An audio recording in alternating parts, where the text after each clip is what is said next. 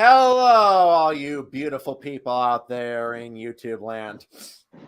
This is some loudmouth on the internet with an opinion. I'm here joined by my buddy Reckless Trucker, and today we are doing a heavily spoiler-filled review stream of Jurassic World Dominion.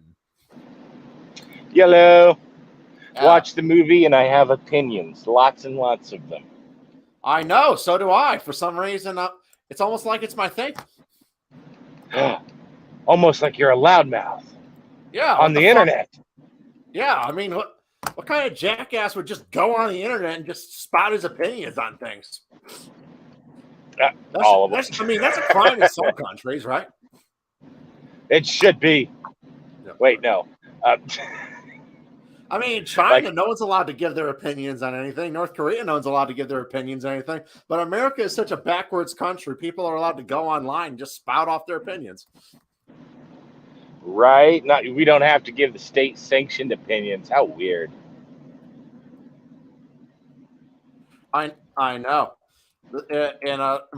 In a better country, the state would force you to like the sixth part of a saga that's lasted 29 years and continues to get worse and stupider with each installment. Yep. Yes. So this review will be full of spoilers, but the movie's been out for like a week now, so I don't think anyone gives a shit. Yeah, so where do you want to start, man? You take the lead, and I'll just drop in. All right. Here, let me send you that tweet up so you can put that out. Let's see here.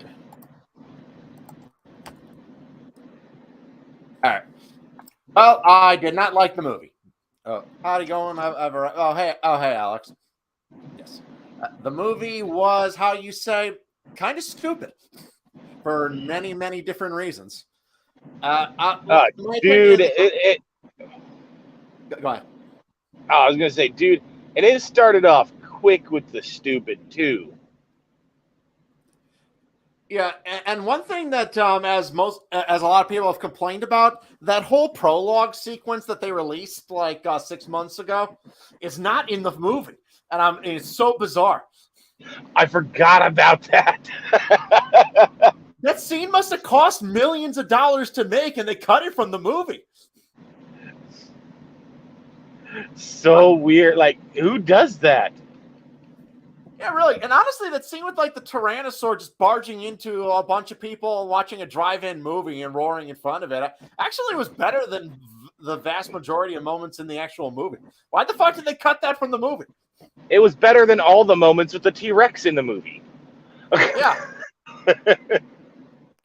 They mentioned in the movie, there's a scene in the prologue where they're like trying to capture the Tyrannosaur, Rexy as they call her online, and they say later that it took 3 years to capture the thing. I'm like, bullshit. How the hell would it take you 3 years to capture an 8-9 ton animal that's rampaging through populated areas?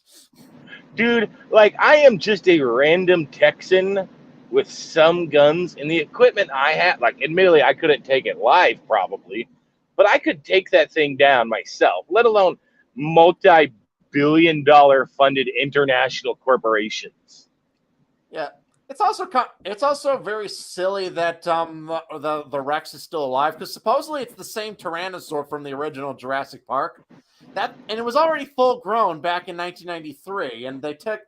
And I think modern science says they would have taken like at least 15 years to reach full size.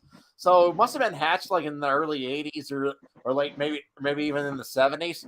So that thing would be like over 40 years old. How long? I don't think Tyrannosaurs live that long. Yeah, even if they did.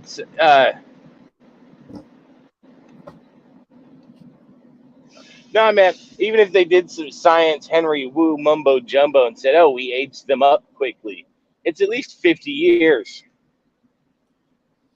Yeah, so someone on Twitter actually suggested that a much better ending to this movie would have actually had Rexy just kind of lie under a tree with like birds chirping very peacefully, just pass away of old age.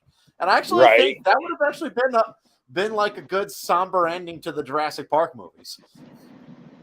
No, that would have been a peaceful ending, like bringing it to a conclusion.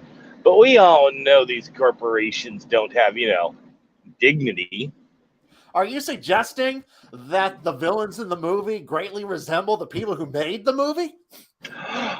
Yeah, pretty much. Yeah.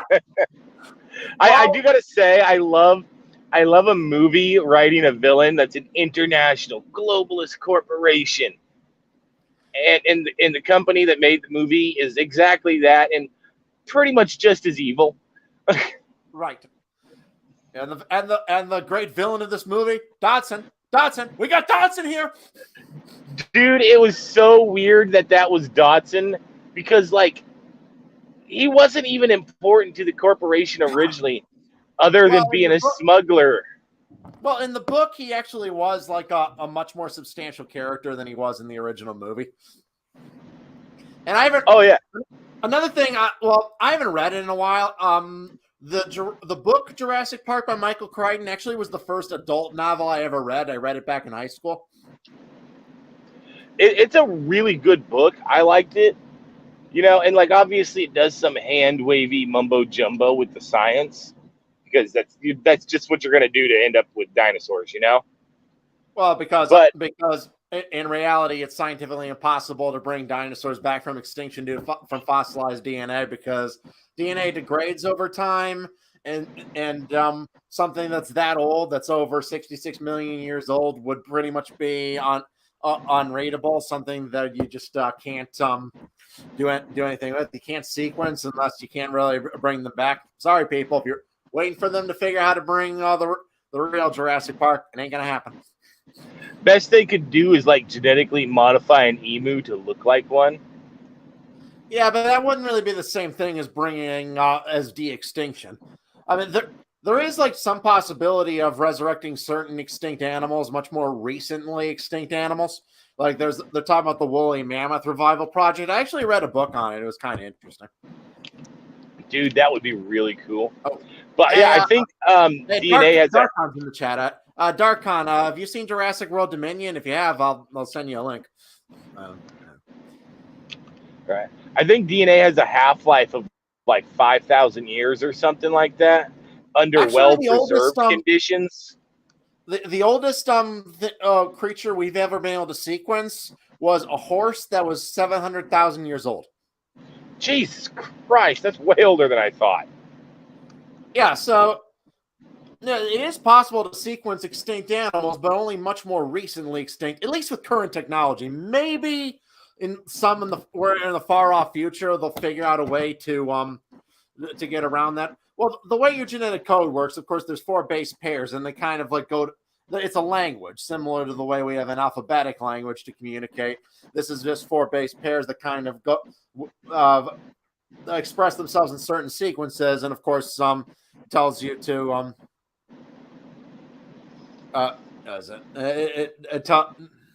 that tells you to grow that this is a human as opposed to growing into a banana or a slug or a dinosaur. Yeah, I think it's more. I would say better way to say it is it's more like a computer language where things branch off from simple, like because things branch off from simple to complicated, which is very weird, just because the nature of chemicals and molecules. You know what I'm saying? Yeah, I know what you're saying. But basically those letters basically kind of over time they get switched around. Like think of them as like the letters in a book. Imagine if like every 10 days like one letter was switched. At first you'd still be able to read the novel. But eventually if they continue to switch around the letters over time, eventually it'll just be a bundle of letters that you can't read that don't mean anything. Right. DNA is kind of like that. But even more, that code gets mixed up over time. Well, and speaking of that, one thing that was really, really annoying, and we ended up mentioning this too, talking about this a bit, is how. So let's talk about like the end of the previous movie. I think it was like 10 dinosaurs escaped from that the mansion. It was more than 10 dinosaurs. It was several dozen. It was because in the video, okay, but somehow that translated, dinosaurs translated into like Dimetrodon, who's not even a dinosaur. No, in fact, that's another big plot hole. They claim that they got the fossilized DNA from preserved mosquitoes in the original movie, but Dimetrodon existed like almost 100 million years before mosquitoes evolved. Right. And that shit. right, and it's like, well, like I said, not even a dinosaur in the first place, but 260 million year old creature. I don't like nothing short of darn time traveling technology is not getting you that DNA. I don't care how good the technology is. Yeah. But I mean, the Jurassic Park movies are kind of like a fictional scenario. Well, yeah, but what if you could? What if fossilized DNA was preserved a lot longer than it actually was? That's in the fictional universe of the Jurassic Park movies and books. It's just assumed that DNA degradation works a lot differently than it does in the real world, which is fine. So it's a fictional movie. No, but what really got me though too is like somehow these handful of dinosaurs spread out and became, tens of thousands of dinosaurs supposedly across the world without any incest issues. Like let's even if that did happen, it'd literally be a planet full of retarded dinosaurs. That's what it would be. Right. But on top of that, it somehow like Dreadnoughtus sauropods, even though they couldn't do it in their own time, managed to get across the ocean. Well, there is an explanation for that because it mentions that dinosaurs have been like being illegally trafficked around the world by humans, and they've been but people have been like breeding them and like harvesting them and what have you, hunting them. So there is an explanation. 4 years have passed, so a lot of shenanigans could have gone on and out that time. That's true, but other than that one scene where never minding the issues inside that one scene where they're dealing with the human traffickers, they oddly don't expand on it very much. And I was thinking, so have you ever played like the spin-off Resident Evil games where the UN sets up a basically a biohazard terrorism or anti-terrorism organization? Right. It would have been good had they set up something like that. But, obviously they didn't. Right? Right. Because that would have been, complicated and interesting. Yeah, and this movie seems to be very much opposed to doing anything remotely interesting. Because this movie is determined to do the same old shit again. The one thing about the last movie, and it was a deeply flawed movie already, but the ending kind of set up that the next part would be interesting. Just like imagine if creatures from the Cretaceous period or Jurassic period or what have you were just suddenly brought back and then unleashed into our world, how would into our society? Just how would our society, how would our current ecosystem adapt to all these long extinct creatures being brought back and being integrated into the world? Unfortunately, this movie didn't seem to want to answer any of those interesting questions. Instead, it decides to do the same shit the last few movies have done. Instead, it invents this facility. Oh, it's not technically an island, but it's pretty much a fucking island that you bring the characters to, where you got a few dinosaurs isolated to chase around our main characters. Interesting concept is that it's the same shit that every movie before has done. You were supposed to. You set up that you were going to do something new and different with this movie, and you didn't, because you were a bunch of lazy, no talent hacks who just want to do the same fucking shit again and again. Every time, dude. Well, that's the other part too for me, man, is like, okay, so in the original movie, the concept was Hammond was an ideologue and he was an optimist. But reality doesn't care about how happy or optimistic you are. Reality's going to screw you. Right. That was kind of the point behind that movie, in that you can be as optimistic, happy, and nice a guy in the world. And Hammond was. He was like the nicest guy in the world. Although, funny enough, that's kind of different than the books. Oh, very different than Hammond is an asshole in the books, but honestly, much as God rest his soul with Michael Crichton, and I think he was a brilliant author, he was not good at making likable characters. Most of the changes made to the book were done to make the characters likable because the characters in Michael Crichton novels, they're all fucking assholes.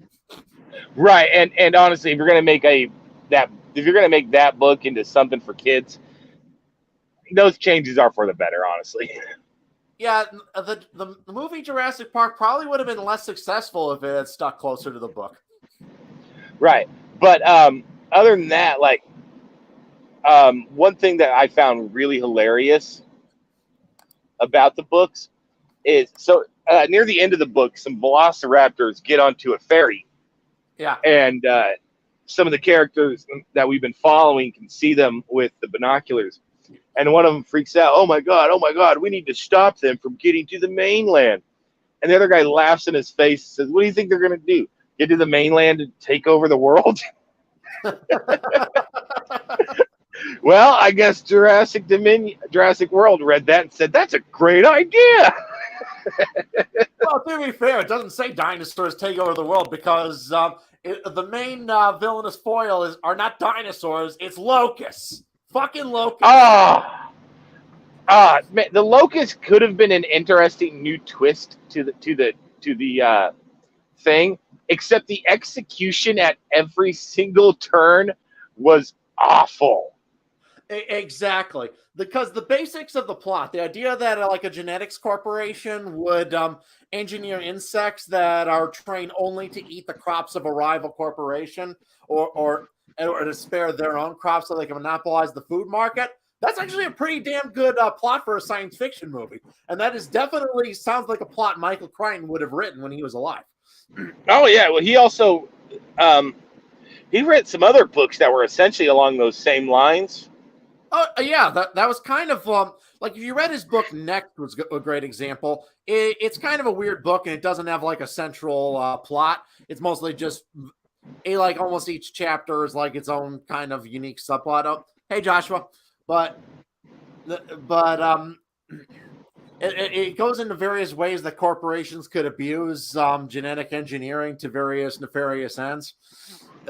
So very much the whole plot line with the locust did seem like something that Michael Crichton would have probably come up with if he was still alive. But as you said, it was executed so poorly, mostly because Dodson as a villain is one of the worst central villains I've ever seen.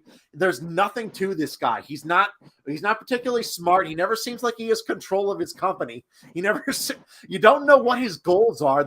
They change by the scene. He has no menace to him.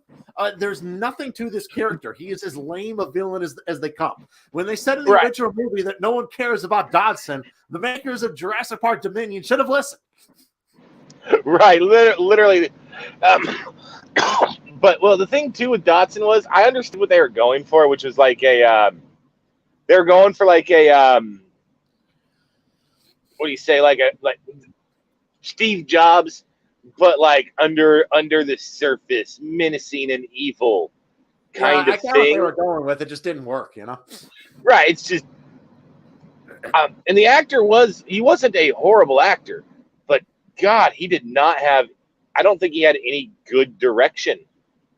Yeah, there was from nothing start to to end. him as a villain.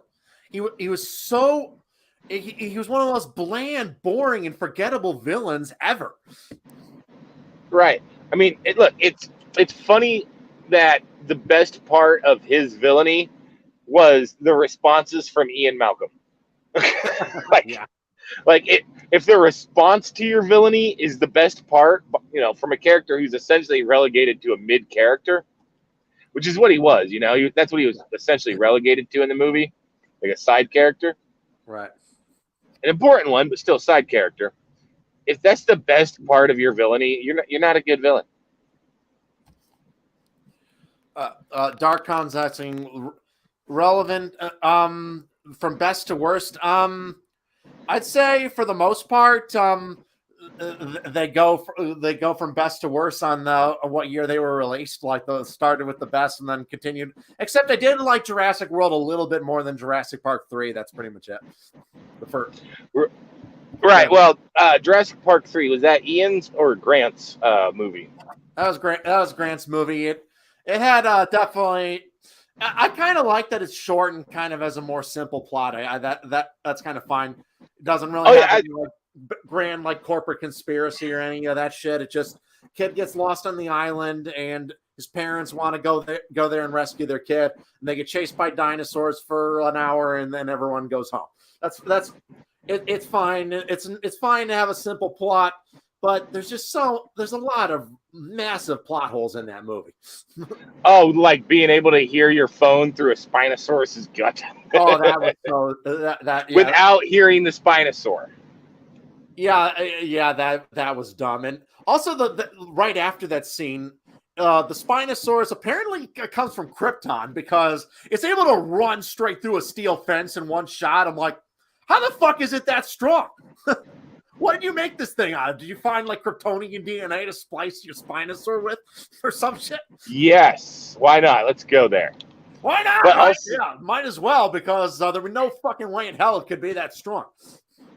well, also, I got to say, one of my favorite aspects of the two sequel movies is how they were actually, if you just absorb the story and watch it, they were actually pretty good, honestly. But they both had absolutely hilarious one-off scenes that ruined them with memes. Alan. Alan, and then the little girl doing moment. Gymnastics. Yeah, that one.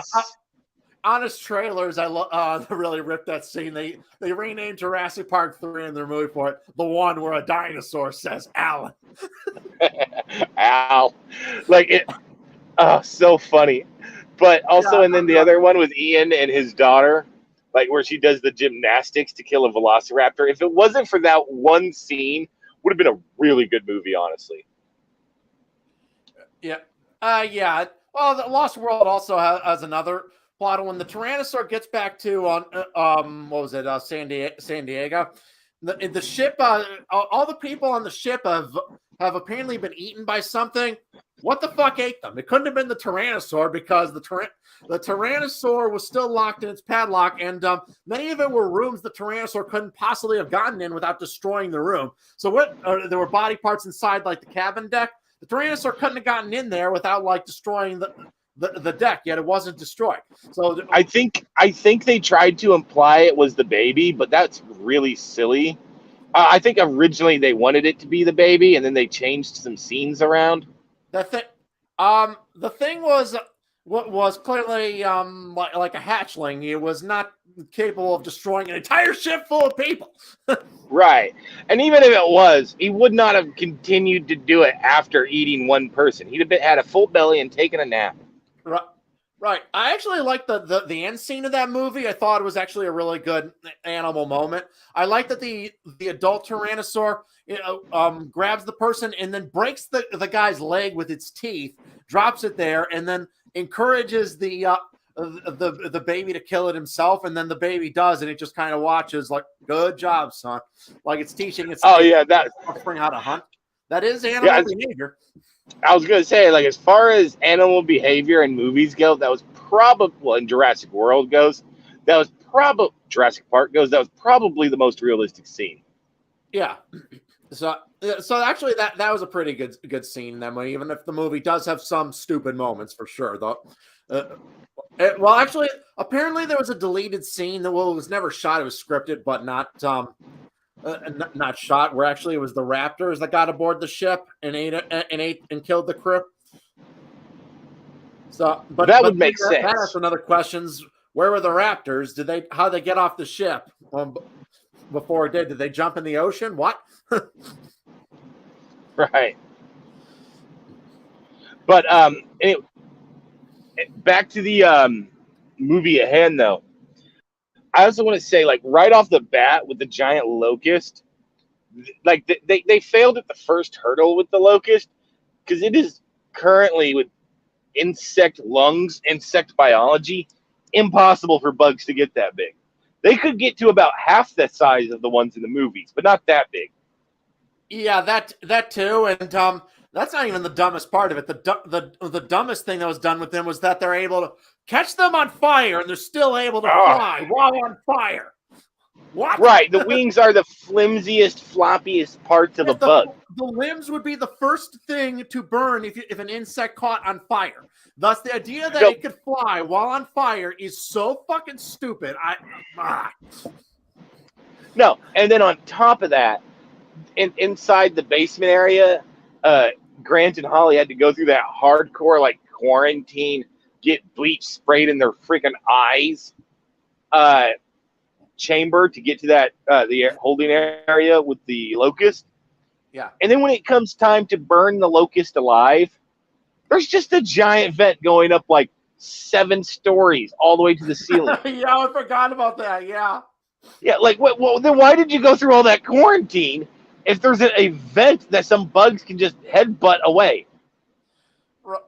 Right, and also I gotta really attack this movie for what it did to Henry Wu. I hated what they did to Henry Wu in this movie. One of the he could have go ahead. I loved the way the last 2 Jurassic World movies were really developing him into like a Dr. Frankenstein style villain, kind of like a mad scientist.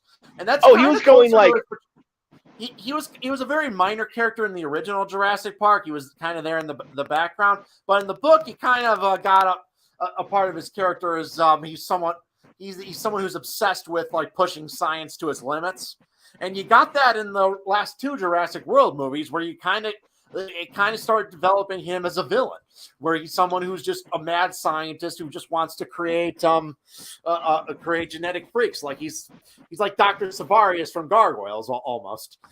But then this movie tries to retcon all that and make him into a good guy. I'm like, it's so lame. Well, here's the thing. With the way that they were developing him, they were essentially turning him into the opposite of what Hammond was. Hammond in the movies was a kind-hearted ideologue that thought, we could do things to make the world better and show kids these incredible miracles. Whereas him, on the other hand, was just hardcore ego. I'm going to push the boundaries of science. I'm going to push the world forward. And then, like, all that development, like, he was willing to work with somebody who he knows murdered a crippled old man. And then suddenly, because some more people are going to die, he changes routes 100% and doesn't deserve to go to jail. Yeah, and another the way they retconned the clone girl, I forgot her name, was also incredibly lame. I thought it was kind of so lazy too. In the last movie, the idea that an old man who lost his daughter in an accident would use cloning to try to bring back his daughter. That's kind of like a because I can actually see that like happening, in the real world, Right, so and it would make sense too that he recruited Henry Wu, and then him and his manservant, whatever dude, Wu and him got together and plotted how to move forward together because they were both total egotists. Yeah, Maisie. Thank you, Joshua. And Maisie was the girl's name. But then this movie retcons it in the stupidest way possible that she was apparently like cloned before his daughter's death. So he didn't actually clone her because he wanted his daughter back. That apparently wasn't true. But now she's like some kind of key to cure genetic diseases or some shit. And Henry Wu like needing her help for that was so dumb. Isn't this Henry Wu the guy that brought dinosaurs back from extinction? Isn't he like the most brilliant geneticist on earth? And now he like grovels at this girl's feet in order for help to cure genetic diseases. Yeah. Fuck you, movie. No, and then suddenly there's an off-screen character other than what we see in recordings who blasted him out of the water. And it's like, we would have at least heard of this character. Yeah, that was one of the worst, laziest, shittiest retcons ever. Right. Well, to be fair, having that one dude be John Hammond's friend was also a really shitty, lazy retcon. It was kind of a lazy retcon, but not nearly as shitty and lazy as this retcon. Well, this one, I wouldn't say this one was lazy. Yeah. This movie just takes everything wrong with the previous entry with Fallen Kingdom and magnifies its flaws and adds some of its own. No, dude. So I wouldn't say even that the retcon for the girl's back origins in this one was lazy. it was just really dumb because they put a lot of work into trying to make you believe it with all those those recordings and whatnot. Yeah. You know, but even then, like their research, like I get that this is sci-fi, but at least have some. Like I need to be able to bend only one or two rules for your realistic sci-fi to feel realistic, you know? And Right. like they bent so many rules with this, but then also, hey, also the locust again.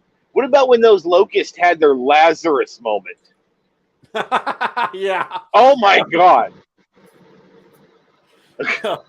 Yep. The locust leader was just telling his minions, "You let one paleontologist denounce our logic, and then they all might denounce our logic." I couldn't believe it. So the women walk over the locust. Only good thing about that scene was Ian Malcolm's commentary of, "Why are you tiptoeing? Just run over to it." Right. You know, it's like saying all the bugs are dead. Turns out they weren't. Well, that is a positive I will say about this movie is at least like the original cast when they were brought back weren't done dirty in the way they were in Disney's Star Wars sequels. No, I'll say, yeah, you are right there. They at least had marginal respect for these characters.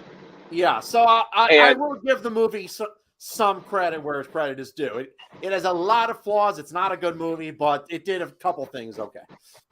right. And Ian Malcolm is, I swear to God, that's just Jeff Goldblum.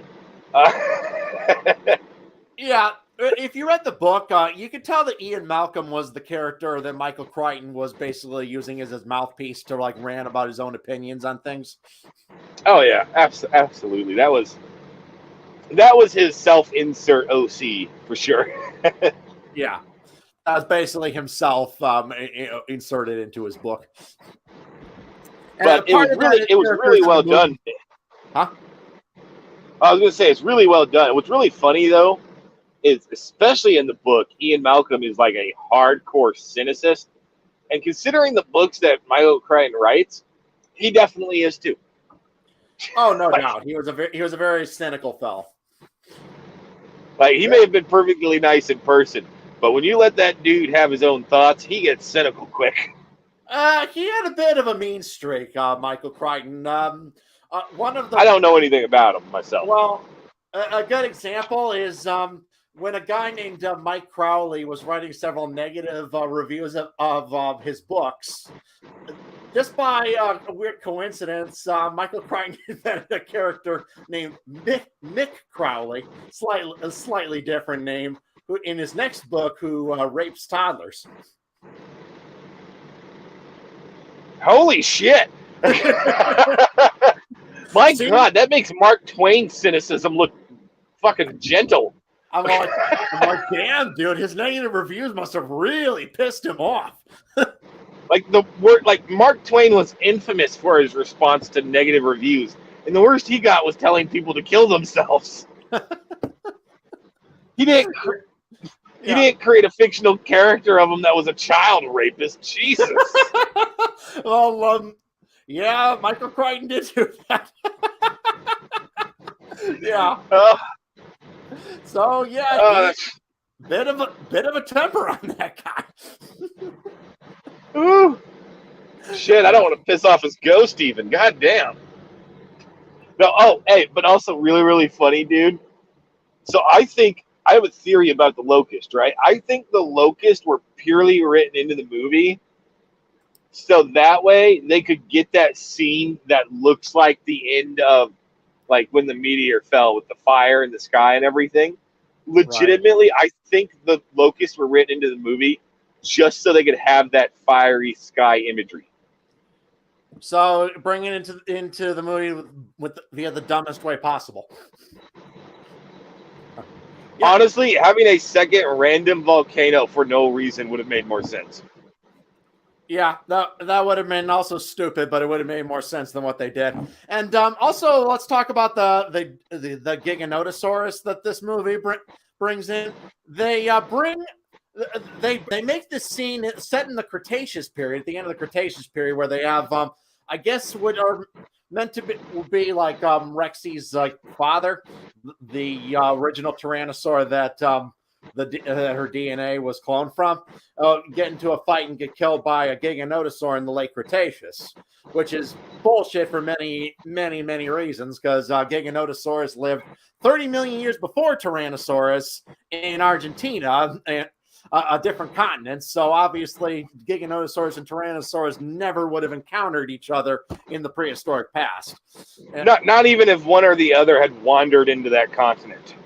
Right.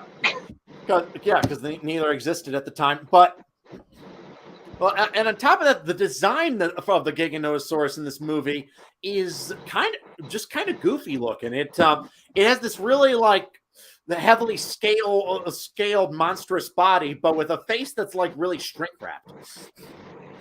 Oh yeah, no, that thing needs a sandwich, man. He is starving to death.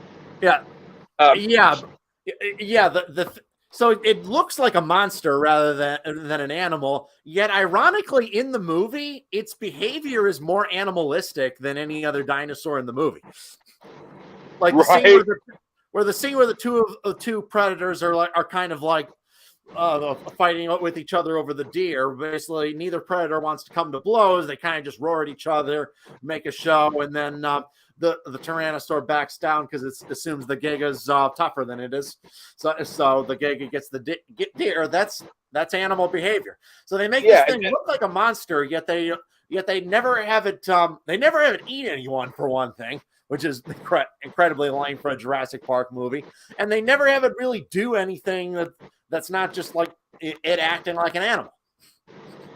Right, and I got to say, though, I think this is the first Jurassic Park movie where two big-ass predators were there and didn't instantly fight each other the first time. Right, yeah. Which, honestly, I'll give props to them, is more realistic, because even if the T-Rex could have won handedly, that little deer would not have been worth the fight. No, of course not. Because real animals, they do sometimes come to blows, but they don't just fight each other for no reason because they are fueled by some eternal bloodlust. That was one thing that got me in the previous movie, was how the carnivores were still trying to eat the herbivores while running from a volcano. Like, at that point, nobody's a carnivore or a herbivore. You're a panicking little turd. Yeah. Yeah, we discussed it in our prehistoric planet video. One of the dumbest scenes is when the Carnivore is like trying to eat Chris Pratt's character while the volcano is erupting, and then the Tyrannosaur feels a need for no fucking reason to bite it, pin it down, doesn't kill it, just holds it down with its foot, and then it gives this epic roar as the volcano explodes in the background. Why does it do this? No reason whatsoever, other than to have a cool shot for the trailer. That's it. Right. But also, on top of that, there's another thing I want to point out here. Carnivores don't tend to hunt each other because carnivore meat actually doesn't taste that good. It's kind of gross. I mean, carnivores do hunt each other sometimes. Right, but it's very rare, and they're usually specialized for that. Right. Or they're really hungry and have an opportunity. I mean, animals, meat is meat, you know, like animals will cannibalize each other. It's just kind of how it is. No, but in the wild, if you see animals, like, for example, where lions and leopards overlap, both would rather eat a gazelle or a zebra than each other. Even if each other was an easier fight, just because... Maybe they have some kind of weird aversion to cannibalism, and like a leopard is so closely related to a lion, it's almost like cannibalism. I don't know. Right. But you get my point. Like, I think only animals I know that regularly eat other predators really is like crocodiles, because, you know, lizard don't give a damn. Reptile don't give a damn. And tigers. But that's because tigers are ruthless G's, and they're going to let you know it. Right. Yeah, orcas hunt seals. Someone says, yeah, polar bears also hunt seals. So, yeah. Right. Well, that's different. Like, those are water animals, you know. Fair enough, though. Also, polar bear don't get, but also in polar bear, like, he lives in the Arctic. Not a lot of food there for him. Yeah. Yeah, the polar bear can't exactly be choosy. Right. But Well, one thing that they got correct about the Giganotosaur is its hands were inward facing like it should be, which I guess is them getting a little bit more scientifically accurate because the Jurassic Park dinosaurs have always had their hands incorrectly pronated. Right, that's a funny thing because like I can understand them getting that wrong in the first one or two, but like by the third movie, they were bragging that they had real paleontologists to help them out. Yeah. And I understand like making the velociraptors bigger for the fear factor and whatnot, but like some of these things were inexcusable as far as like you had actual paleontologists on site. Well, listen to them. Well, in Jurassic World, Henry Wu just flat out says nothing in Jurassic World is natural. If we wanted to make them look more natural, we could do that. But you want bigger and stronger, which it kind of was a bit of like semi-intelligent meta commentary on Hollywood movies. And they can basically throw that line, excuse any inaccuracies in it. They're saying, oh yeah, well, who cares if it's not paleo accurate? These aren't real dinosaurs. They're mutants that were brought back from extinction by like combining them with living animal DNA and what have you. And I can accept that, but then this movie kind of undermines that with the prologue sequence, which supposedly will be cut back into the movie for the extended edition that's coming out later. As you show the Cretaceous period, and they still kind of look the same as all the dinos still look mostly the same as they do as the clones in the 21st century. Right, and like. Well, that was definitely one of the better excuses they ever gave for that. Yeah. But at the same time, too, it's really kind of funny because that wasn't a good way of being like, yeah, when we originally made these, the science wasn't as accurate as it is today. Well, to be fair to the original Jurassic Park, the basic designs of the dinosaurs in that movie really wasn't that far off from what most scientists thought they looked like in the early 90s. Other than Velociraptor being like 5 times as big as he should have been. Oh yeah, and there were a few liberties like the Tyrannosaur being as fast as it was, the Dilophosaur's weird frill and the shit like that. But mostly like the design of the Tyrannosaur, the Brachiosaur, what have you, mostly looked like what most scientists thought they looked like in the in the early 90s. It's just kind of various scientific studies since then have shown that those perceptions were wrong. Where with Prehistoric Planet, of course, you can get like an updated look at what scientists think dinosaurs look like now. Right. And of course, the new Jurassic Park movies, they got to since it's still the same series, they got to maintain some continuity with the earlier movies. I can accept all that. And they tried to like add a few things that were more like up to date. Like they do have a feathered raptor now. Right. Oh my God, the feathered raptor. The feathered raptor. I was so happy to see a feathered raptor, and then they just turn around and make it into the single greatest swimmer you've ever seen. I honestly laughed out loud at that scene. That was so goddamn stupid. Do they think that dromaeosaurs were penguins of the time? What the fuck? Apparently they do. It was swimming like a penguin. Yeah, I'm sure it was swimming better than a penguin. It was ridiculous. I'm sure dromaeosaurs could swim to some extent, but they couldn't like swim like a fucking penguin. Right, and it was maddening to see that because they finally give us a accurate velociraptor, and all they do, and they turn it into a super penguin. It was a pyro. Well, they give us a feathered velociraptor. Right. But like the face, what's also kind of frustrating is the face actually looks less accurate than the standard Jurassic Park velociraptors because those things at least have like a full fleshy face with lips and everything, whereas this thing like has these weird indents in its head like it's starving. They extra shrink wrap the skull. I'm like, why'd you do this? Right. So, I guess they needed to make it look even scarier because he was the little guy.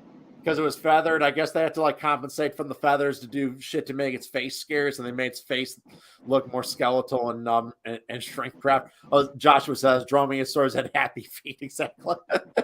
Yeah. Yeah, I literally when I saw that the raptor start swimming, I actually laughed out loud. I'm like, that is so dumb. Yeah, apparently they're Michael Phelps. Yeah. Oh man, and well, I do love the Apple TV for Prehistoric Planet was intentionally throwing shade at the Jurassic Park franchise with their showing off their much more accurate velociraptors, saying meet the real velociraptor. That was funny. Yeah. That was absolutely them throwing shade at them. Well, though the Velociraptor being in Prehistoric Planet is probably the most controversial thing in Prehistoric Planet accuracy-wise because Velociraptor dates to 75 million years ago, and Prehistoric Planet was set 66 million years ago. I mean, there are explanations that they found some more recent, like a more recent relative of it that's undescribed that this one's based on, but it clearly was there. The reason why they wanted Velociraptor in Prehistoric Planet was so Apple could do that. Be like, we have the real Velociraptor here. Hey, Jurassic Park, we're better than you. We're better than you, and they were better than them, literally in every possible way, better than them.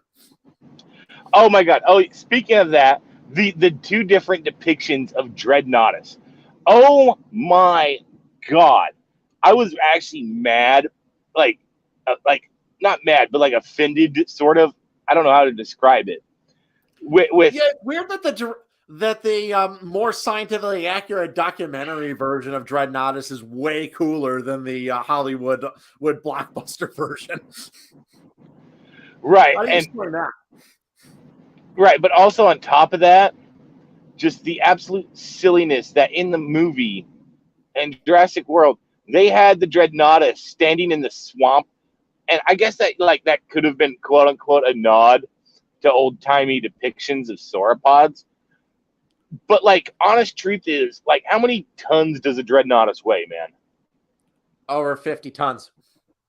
Yeah, he gets anywhere near land that wet, he is sinking into his belly with his feet stuck in the ground and dying there. Yeah, I'm sure. I mean, that possibly could happen, but I'm sure that sauropods did occasionally swim. Oh no, they could have, but like specifically in a swamp too, where like I don't know if you ever walked around in a swamp, but yeah, I'm not going to say that would be certain death for the animal, possible death maybe. What's lame about it is actually if you look at the feet, it essentially just gives them elephant feet. Whereas sauropods, they didn't have elephant feet. Their feet were like very different. You can see that in Prehistoric Planet. It's much more accurate. The front feet were like these pillars with this like toe claw out of them. Right. And they used them in battle. And I love in Prehistoric Planet, they gave them those speculative inflatable sacks on their neck, which is speculation. We don't know if they had them or not, but it was entirely possible. And it's cooler than the much more plain and bland version we got in Jurassic World. Oh yeah, but there was just so many silly things about that movie. And one thing I wanted to ask: did you catch how Ian Malcolm figured out the gate code? Because I never caught that.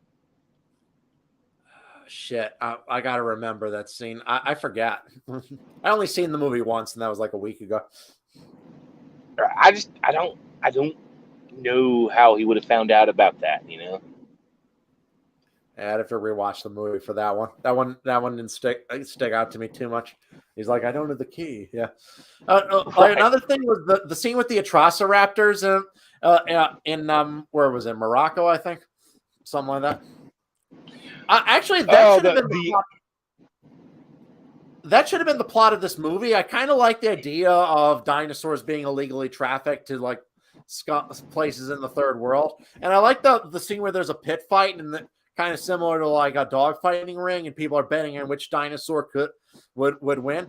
I imagine if someone were to reintroduce dinosaurs in the modern world, that would happen. Oh, absolutely! I'm not gonna lie, dude. If I could bet on dinosaur fights, I would. Hey, animal fights are immoral, dude. The, I no, know, but these are dinosaurs. Come on, come on. they're still animals, and it would be, and it's always immoral to force animals to fight each other. Ah, fine. But one thing I found hilarious though that they brought back was the trained, genetically modified creature with the laser pointers. Like, Which look, is if one you of the could, dumbest plot points from the last movie. If you have a laser pointed at something, why not just fucking shoot it? right? That's What? exactly what I was gonna say. In what fucking universe is it more efficient to train a dinosaur to kill something, you have a laser pointed at it, than to just pull a fucking trigger? Right, How is that more efficient? dude. Like, you already got a laser on him. Really? Like, It, the it, movie it, would have been over if the lady had just pulled the trigger while she happened to have a laser on them. Yeah, that would have been exactly. And it's funny, Trociraptors being in it is they're another one that was in Prehistoric Planet. It's kind of weird that a lot of the new dinosaurs in Dominion were also appeared in Prehistoric Planet. Right, that was kind of funny. Yeah, But the ones also that on top of that, dinosaurs that weren't in the previous one. What? yeah, speaking of those same genetically somehow whatever dinosaurs, the ridiculous ones, Right. it was just the funniest thing in the world to me that the lady, what was her name? I can't even remember the redhead's name. Claire. Yeah, on rooftops and alleyways, she could outrun those dinosaurs. But Yeah, then the same literally dinosaurs. 1 no, minute they can't catch a motorcycle, speeding motorcycle. They can catch that on foot, and then a minute later they can't catch a woman running on foot. It's so dumb. dude, they couldn't catch the woman running on foot. And then seconds later, they could keep up with a speeding truck. So almost as if plot armor was protecting her or something. Main character plot immunity or hot redhead plot immunity. Right. Although I will say one thing that did make me laugh was when Claire looks back and sees the boxes piled up on either side, and so to take out the dinosaur, she turns the pipe sideways, kind of like those videos you see of chihuahuas running with sticks in their mouths and stuff. Yeah. Because how fast that thing was running, she definitely broke a rib or two on that creature. Right. The Jurassic Park movies have always exaggerated Dromaeosaur's speed. Like it mentions in the original movie that they could move over 50 miles per hour. That's very unlikely.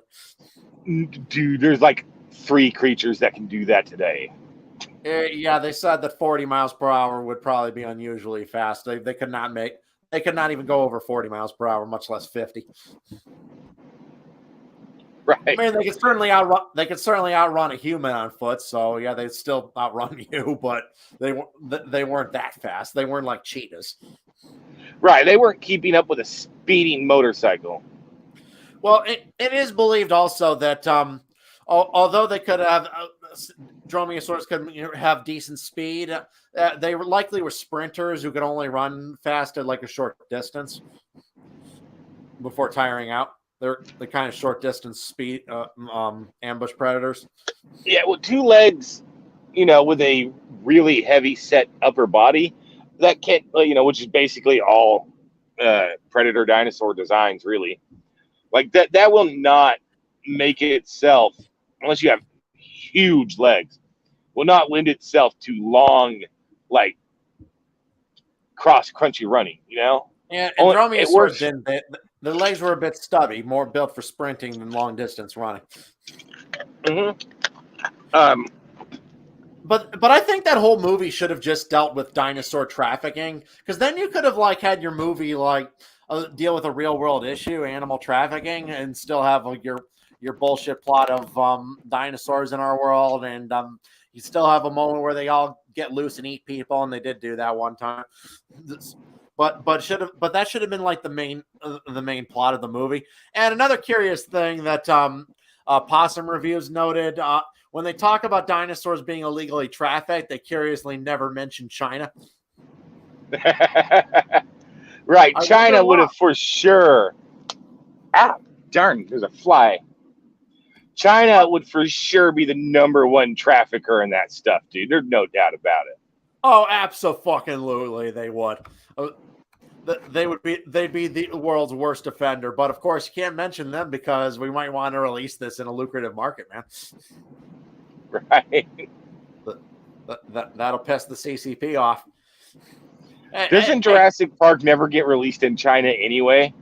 I think it actually did make some good money in China. I believe it was released in China. That's surprising considering how weird their censors are about stuff like cloning and whatnot. Maybe They dinosaurs aren't really a big deal to them. I know that Top Gun Maverick, I love that they stood up to the CCP. Right. Well, I think, I have no faith that they did it for the right reasons. Honest truth, that it just being Hollywood, you know. The island flag was on Maverick's jacket. I cheered out loud. I'm like, awesome. Right. But I think the only reason they did that is because there is no way a sequel to Maverick would have been to Top Gun. There's no way a sequel would have been released in China, you know? Most likely. So, yeah, I probably agree with you. But, like, even so, like, we do need to encourage that good behavior, as rare as it is, and as unfortunate that it's Tom Cruise. Yeah. Well, no, Top Gun Maverick was really good. I really liked that one. Well, I'll make sure to watch it. I didn't watch it myself yet. Yeah. I'm waiting. There was an article that complained that Top Gun Maverick didn't do enough to address to chastise toxic masculinity from The Guardian, and I just posted, imagine a movie not sucking in the current year. Right. Exactly. Yeah. Imagine, how dare this movie not suck? Yep. How dare this movie be, decent? Yeah. Actually, it was good. Unlike the movie that is the main subject of this stream, which was not good. It's still made a shit ton of money. Supposedly, it managed to beat out Lightyear in its first week. It's in its second week, which is pretty bad for Disney. Well, let's be honest. That's not much of an achievement. Lightyear flopped hard. Yeah. Hey, Disney, you already had a Buzz Lightyear movie. Don't pretend like this is some new thing. You already made that. And it's not in Disney Plus, the original Buzz Lightyear series. So they're trying to pretend like this is like something new. No, it existed, Disney. I remember it. Well, did you see? I saw this on the Quarterings channel. Originally, they were going to make Buzz Lightyear gay. Oh, my God. Yeah, and then they realized, yeah, we better not do that to Buzz Lightyear. And so the lesbian characters were like a side thought once they realized, making Buzz Lightyear himself gay would be really dumb. Like, because first off, like being Buzz Lightyear, he's so single-mindedly focused on doing his job. That dude is a Ken doll. Come on. Well, in the original series, he had like he had kind of like flirtations with women. There was no like singular love interest. That is true. Although that was usually more women flirting with him. Yeah, they portrayed Buzz as kind of like some kind of Chad that the women all wanted. But he often was kind of like bit dunce and dopey. And yeah, that was part of his character. He was so singular minded on his mission, on his work, that's all he really ever thought of. Right. And but I love like the robot, like the character, like flirt with all the women, which is odd because he's a fucking robot. What's he gonna do with them? I think that may have been part of the joke, but either way, it's really weird. Well, yeah, some of the jokes that guy, the XR, that character, he's voiced by a stand-up comedian. He actually did a few dirty jokes that slipped by the censors. There was one where XR's sleeping, and they wake him up, and he says, "What? No, Your Honor, I had no idea she was under warranty." Oh my God! How did that get through the censors? My God! I don't know. That's a pretty dirty joke right there. That's as dirty as it gets. That's literally a jailbait joke. Oh my god! That was that joke in a kids show. I don't know if to be impressed or kind of grossed out. Right. George Carlin was in Cars and Thomas the Tank, and yes, he was. George Carlin was in Cars. He was the hippie van. That was George Carlin. Yeah, that was George Carlin. Well, in the first movie, second movie recast him on the count of him being, dead. Fair enough. That does tend to make things difficult. Yeah. But yeah, the second weekend, Jurassic World Dominion managed to beat Lightyear. So it's doing well at the box office despite the negative reviews, despite the fact. So apparently there doesn't seem to be much like fatigue of this franchise. So I wouldn't be surprised if Part 7 is put into production soon. Oh God, no. Yeah, well, let me guess. They'll probably do like the exact same thing again because this franchise can't do anything new and can't innovate itself. There's just not much to it. Maybe they'll give the Mosasaur something to do this time. The last two movies, he's had nothing to do with the plot. All he does is randomly come in and randomly sometimes eat things. Right. Yeah. He like eats like a fish off like a fishing trim, and you see him like swimming next to some humpback whales, and wouldn't he eat the humpback whales logically? Because he's the Jurassic World Mosasaur way bigger than the real animal actually was. Probably would see the whales as a snack. Right. The Jurassic World Mosasaur is almost as big as a goddamn blue whale.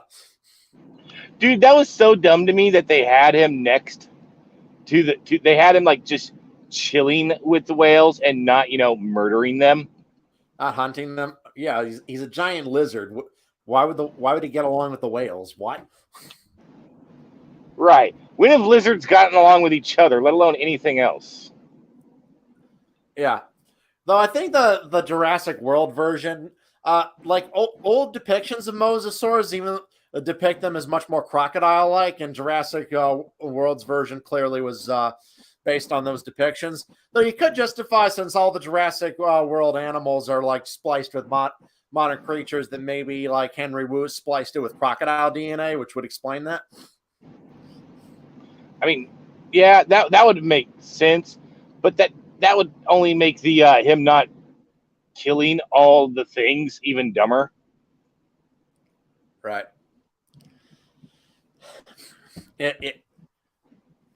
You get a much more paleo-accurate version of Mosasaurus and Prehistoric Planet, which shows them as they were. They had lips, they had a full tail fluke, and they had a smooth body. They did not have hard osteoderms like a crocodile. Right. Because they were built for to be very streamlined in the water. And there actually was this group of like crocodilomorphs from the late Jurassic period. They're called I think they're Metriorhynchids. And they were related to crocodiles, pretty distantly related to living crocodiles, but they were kind of from the same order. And even they didn't have the osteoderms that living crocodiles did because they were ocean going. Right. They had a much more smooth body. Yeah. It's really there was a lot of silly things about it, but that could be explained away sort of through the fake science of the movie. But another really funny scene, bro, I gotta say, it was Blue understanding Chris Pratt's promise. Well, did they really establish that the raptor actually understood his promise? I think that's what they were saying. Yeah, honestly. I mean, I can give them the benefit of the doubt. They don't explicitly show that the raptor actually understood him. It just didn't kill him because the raptor was raised by Chris Pratt, by Owen, so it wouldn't kill him. It has some trust for him. But even then, you see the raptor bite him in the hand, so still showing us some uncontrollable animal instinct. Right. Although I gotta say, funny thing is, this movie continued the trend of sequels having kids do stupid, unrealistic things with the dinosaurs. Like this time, she did the handling thing that Chris Pratt does to Beta, Blue's daughter. Yeah. And that was really dumb because that barely works on Blue, and Blue was trained as a baby to to understand these commands. But Beta's as wild as you can get. Like Beta is a feral cat that sometimes looks at humans. That's what Beta is. Right. Like you could have made a case that you could have intimidated Beta because Beta was small and a baby, but that wouldn't have been just sticking your hand out there. That would have gotten it chomped on. And I did kind of like that they mentioned that Blue was crossed with monitor lizards, and monitor lizards can asexually reproduce, because that's actually true. Yeah, I kind of forgot about that, and it does kind of explain why they look so much like lizards. Yeah, why they're featherless and what have you. Yeah, and it, which, you know, it also makes more sense that they would also have more monitor lizard ones instead of frogs for the predators, because remember in the movie, originally the reason that they suddenly could reproduce was because they were split with frogs, and some frogs can change sex. Yeah, I never understood why they would splice their DNA with frogs when we have when we, of course, like every type of reptile, even mammals are closer related to dinosaurs than frogs are. Right, like that was very weird. So but I never really understood why they use frog DNA exactly. I don't know either. They didn't like that goes all the way back to the original movie. Right. Yeah, if you do watch the original movie, everyone has nostalgia for it, but there are some definite plot holes in that movie. Even in the original. Yeah, for sure. I remember how it should have ended. It had a great spoof of the scene where the raptor's trying to break into the room. They're like, give me. Grant's like, give me the gun. She's like, I can't get it unless I move. Gee, I wish there was someone in this room who wasn't doing anything right now. Then who could just give me the gun? Then we could just let it in and shoot it in the face. Yeah, why the fuck didn't the kids help her there? What were they doing? They were just standing there. Yeah. Yeah, there were two people in the room who could have just handed her the gun. Right. And here's the thing, like, I guess it never came to mind for these Hollywood types because, kids can't touch guns. Like, we're getting attacked by velociraptors over here, okay? I think kids can carry a gun. Yeah. Honest truth. If I was getting attacked... That wouldn't even require the kids, shoot a gun or even carry it. Just hand it over. Right. For 10 seconds. Just here, take it. Okay. Yeah, although, if I remember correctly... the censors, the ones that decide that kind of stuff, they don't like guns in the first place, but I do believe that they have weird rules around kids having guns. Right. I know I read somewhere where movies can be identical, and not identical, but movies will have identical characters, like children, 10 to 15 years old handling guns, but one will be about gang violence and surviving that stuff. Kids with guns, okay. One's a old country boy kid, him with a shotgun, nope, can't do that. They give it an extra hard rating.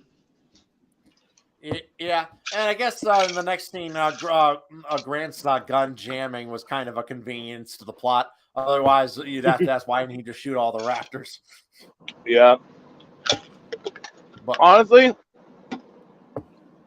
that's one thing that's always gotten me about these movies, up until Chris Pratt's character, how none of the heroes ever had a gun. And I'm like, you're dealing with what are essentially resurrected demons in comparison to what you're usually dealing with, have a gun. Grab an AR-15. Well, I actually thought the raptor training segments in Jurassic World were actually pretty well done. What I liked about it, I liked that when he's standing there and holding his hand in front of them and showing them like dominant energy, the Raptors will step back. But I like as soon as he turned his back to them, they instantly attacked. Because that's when their predatory instinct took in. That's actually realistic to actual animal training, and I don't see why. I don't see why raptors wouldn't be trainable if they were still around. Like we train a lot of dangerous animals, lions, especially if they were as smart as Jurassic Park movies make them out to be. Yeah, and being pack animals. Yeah, a lot of animals that are very dangerous have been trained in the real world. So why would raptors be untrainable? And a lot of them have also turned on their trainers, like with those Las Vegas magicians. Oh yeah, that's always a risk when you're dealing with any dangerous animal, and that would certainly be also a risk with the raptors. But I don't see why they would be completely untrainable, particularly since it mentions that he raised these raptors since they were chicks. Right, and I understand they wanted an excuse to get like trained raptor scenes and raptors following motorcycles because the imagery of that was really cool. Don't get me wrong. But like the whole we want you to train them because we want to use them in military. It's so silly. It is very, very silly because although it is true that militaries have used animals in combat in the past, modern technology makes use of animals in for various combat missions less and less needed than it ever was. So the idea that trained velociraptors would really have any good military function is fucking ridiculous. Well, technology has reduced dog usefulness in the military, and we still have dogs in the military. Like we even have dudes that'll parachute with them strapped to their back, which is always really cool to see. But they are basically, with modern technology, they're basically reduced to two jobs, which is sniffing for bombs when we can't afford to lug this technology to find the bombs. And also, when clearing out rooms, pull somebody down by the hand to distract them for that extra split second or two it takes to get a gun on them properly. Right. But also, that's kind of been an annoying Hollywood trope of some evil corporate entity wanting to weaponize something as like a villainous plot device. And it rarely makes much sense if you think about it. A good example would be the Wayland Corporation from the Alien movies. What the fuck is their goal in trying to capture the alien? Here's their business plan. Step 1, capture one of the most deadly life forms in the galaxy. Step 2, we don't know. Step 3, profit. Right. In the comics, they actually expanded on that in a decent way because in the comics, they kind of explained how they explain the thing that we all notice but isn't really explicitly said a lot, is that the xenomorphs tend to take on a bit of DNA from their host. Yeah. The third movie established that. Right, which honestly doesn't make much sense considering that they're inserted in egg form, and it's not like you're inseminating the egg with your stomach acid. But that aside, that these crazy mad scientists and the Whaling Corporation wanted to use it to genetically engineer humans as slaves and whatnot, and engineer humans to be smarter and stronger, which, and their excuse was the super malleable DNA. But super malleable DNA, we have another word for that, and that's bad DNA. Like genetics that change a lot, they either evolve or create cancer. Yeah, exactly. And usually it's cancer. Like, yeah, the evolution is stable change over time. There was a fun list of crack.com back when they were actually good, long time ago. Did evil corporations from the movies with terrible business plans. It examined like various evil corporations' motives and how they don't make any sense. Like, or the Umbrella Corporation from the Resident I was going to say, make humans all but extinct.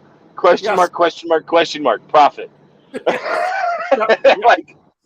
Step 1, create virus that turns people into the flesh-eating undead. Step 2, we don't know. Step 3, profit.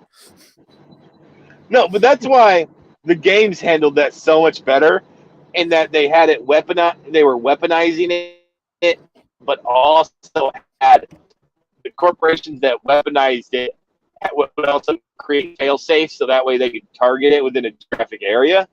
And they were selling it to like African warlords to cause destabilization. But that was too smart for the movies, apparently. Yeah, much too smart for those movies. That, yeah. And one of the great parodies of that was you know how in June how every shitty evil corporation in the real world feels the need to like change their logos to like the gay pride flag. Someone Well, made now like it's the merchandise. progress pride flag. Right, right. Well, yeah, they had that made a lot of evil corporations from the movies with gay with the gay pride colors, like the Wayland Donnelly Corporation, but with rainbow colors. That was funny. No, and I love it too because it's so true. Like honestly, I want to go back in time and see when did corporations really first start doing this kind of stuff, because it is such absolute cringe. They don't do it for anything else other than this identity politics stuff. And like as the old meme shows, they never do it for Saudi Arabia. No, or China. Right. And that just shows you the sheer evil cynicism of it. Because if it Yeah, was actually a moral point that they believed.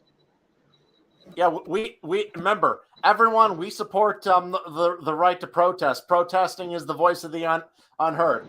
Also, we apologize if one of our coaches said remarks that offended the Chinese Communist Party. Well, what were they? There was one, I believe it was a college football. Uh, was you're roboting, dude. I can't hear you. Dude, I can't hear you. You're roboting. Really? I go through all this and a robot suddenly. Okay, I hear you now. How about that? All right. No, there was a football coach that was wearing a One America T-shirt, and they lost their minds on him over it. Yeah. And like the dude didn't even like, if you went throughout his social media history and stuff, never even said anything controversial or anything at all. Never even said anything really right wing. But suddenly, he's fired, loses his pension, his job, and everything. He can't even wear something, an OAN shirt. But they can bow down. But they can literally bow down. I can't even remember his name. That original crappy football star who knelt. Down to the CCP like that. Right? No. Who was that? The one who knelt for the flag. That original crappy football star who started it. Oh, Kaepernick. Yeah, that Jack. Kaepernick. Yeah. And remember, he forced Nike to not do their 13 Colonies shoe. Yeah. You don't want to have. You need progressive messages on your shoes that were built by Uyghur slaves. Right. Meanwhile, he's wearing Che Guevara T-shirts and stuff. Yeah. And he's like, he was probably one of the most racist and homophobic people of the modern era. Like, he made David Duke look like a saint. Yes. Well, yeah. Well, the fact that he's a phony, baloney, moron, and a grifter, is anyone surprised by that? Come on. All right. Oh, back on topic though, bro. Yeah. I will say there was one line in the movie that really made me laugh though. Near the end, like this joke absolutely landed. When they were talking about trying to shut down the aerial protections so they could leave. And they said, well, they can't shut it down because that's considered one of the emergency safety features. So it's kept online during a power outage. And Grant's just like, so safety features are going to get us killed? That actually was a good line. That was a good line. And another joke I thought was funny was one was one person about dinosaurs escaping. One of them mentions that birds are dinosaurs. Well, birds are technically dinosaurs, and they're all over the place, which is true. So that's that line Right. gave me a bit of a That dude has a wonderful future as a politician because he knows what the question was, and he just hard dodged. But he dodged with an answer, non-answer answer. Yeah, I mean, are there any dinosaurs loose in Maine? Yeah, I'm sure there were. I'm sure sparrows nest there. So yeah, like that was a politician's answer if ever there was one. Yeah. You know, and that's one thing that annoys me about some of these people where they're like, well, birds are dinosaurs. Yeah, but nobody ever means bird when they say dinosaur. Let's be honest. Usually not because, well, most scientists weren't even sure that birds were dinosaurs until like 20 years ago. Right, like the and even then the relations are still like weird, and they didn't come from all dinosaurs. They came from one very specific branch. Yeah, they're basically just the only branch that survived the mass extinction, so they're the only ones we have.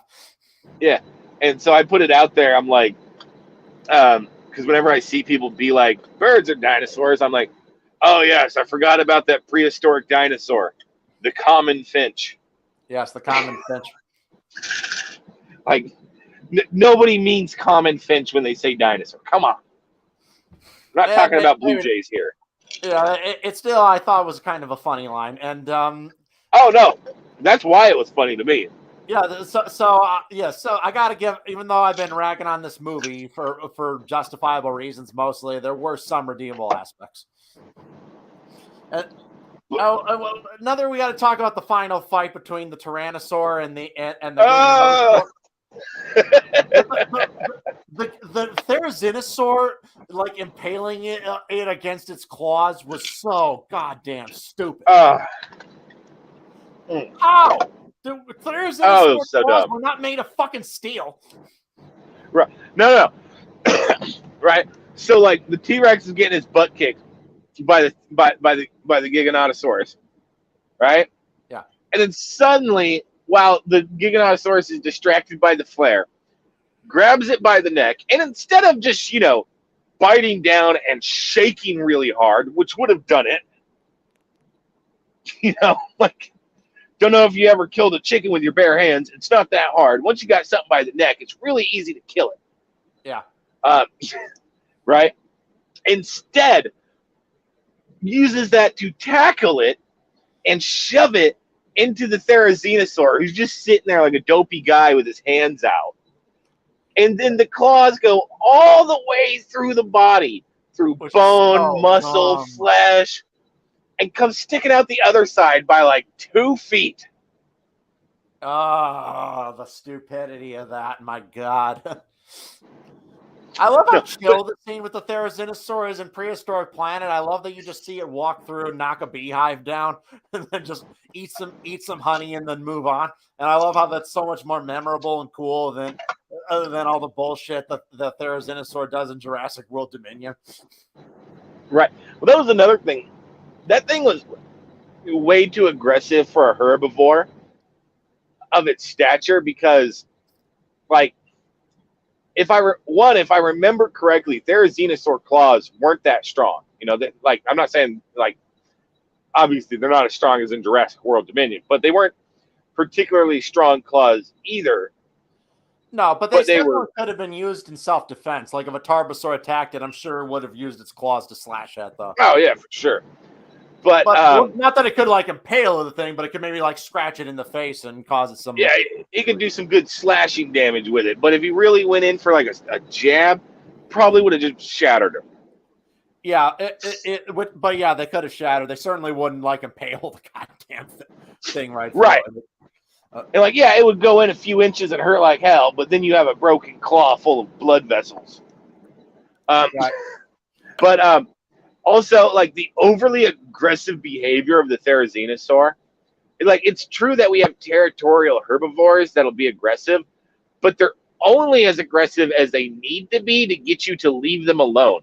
They're not going to wander into your area and get aggressive to you. Basically, the Therizinosaur in this movie was the dinosaur version of Freddy Krueger. Right. It was And you remember like the scene like Chased by Dinosaurs from 2002 with the Therizinosaur? The ending is kind of adorable, even though kind of silly. And after like the Therizinosaur fends off an attacking Tarbosaur by slashing it in the face, Nigel goes up to the thing and touches it, which would be a really stupid thing to do if this were a real animal. I know it's all CGI, so it don't really matter. But if this were real, that'd be a really stupid thing to do because 50-50 chance it might ignore you or it might kill you. And the thing, but in the episode, so it actually like lowers its neck down and licks Nigel in the face, and he falls over like a dog. It just licks him. Speaking of that, go ahead. Yeah, I always remember that scene. I'm like, okay, that is an absolutely adorable way to end your dinosaur show. Right. But at the same time, dude, you shouldn't really be walking up and touching a large, dangerous animal because it could go bad for you. Oh, yeah.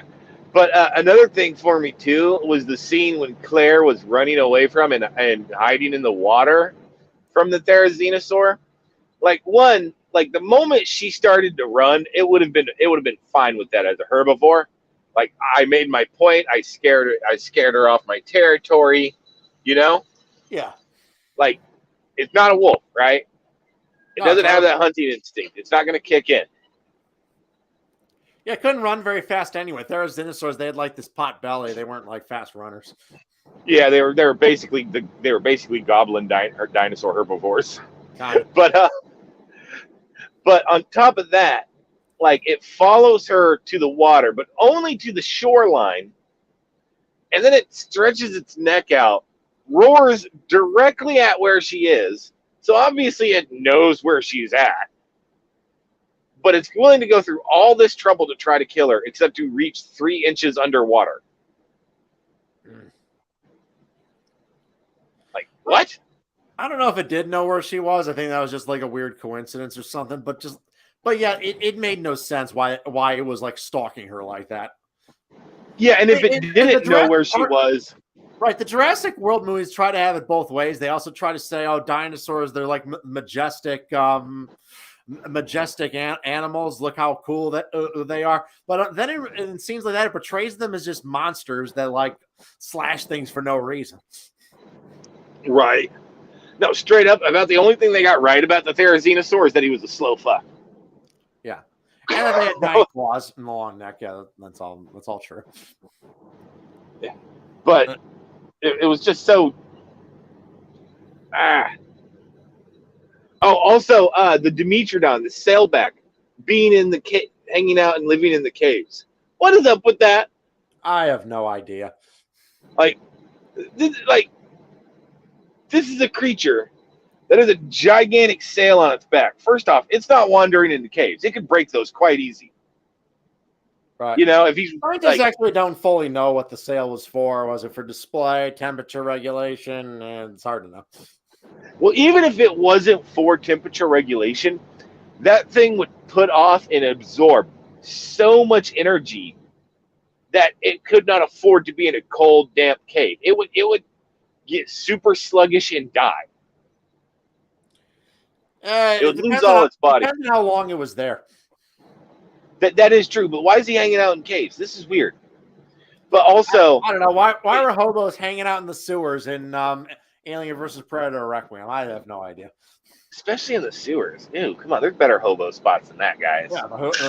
Yeah, why are you hanging out in the sewer? What are you doing? I guess all the rotting feces makes it nice and warm. Yeah, I guess so. I guess so.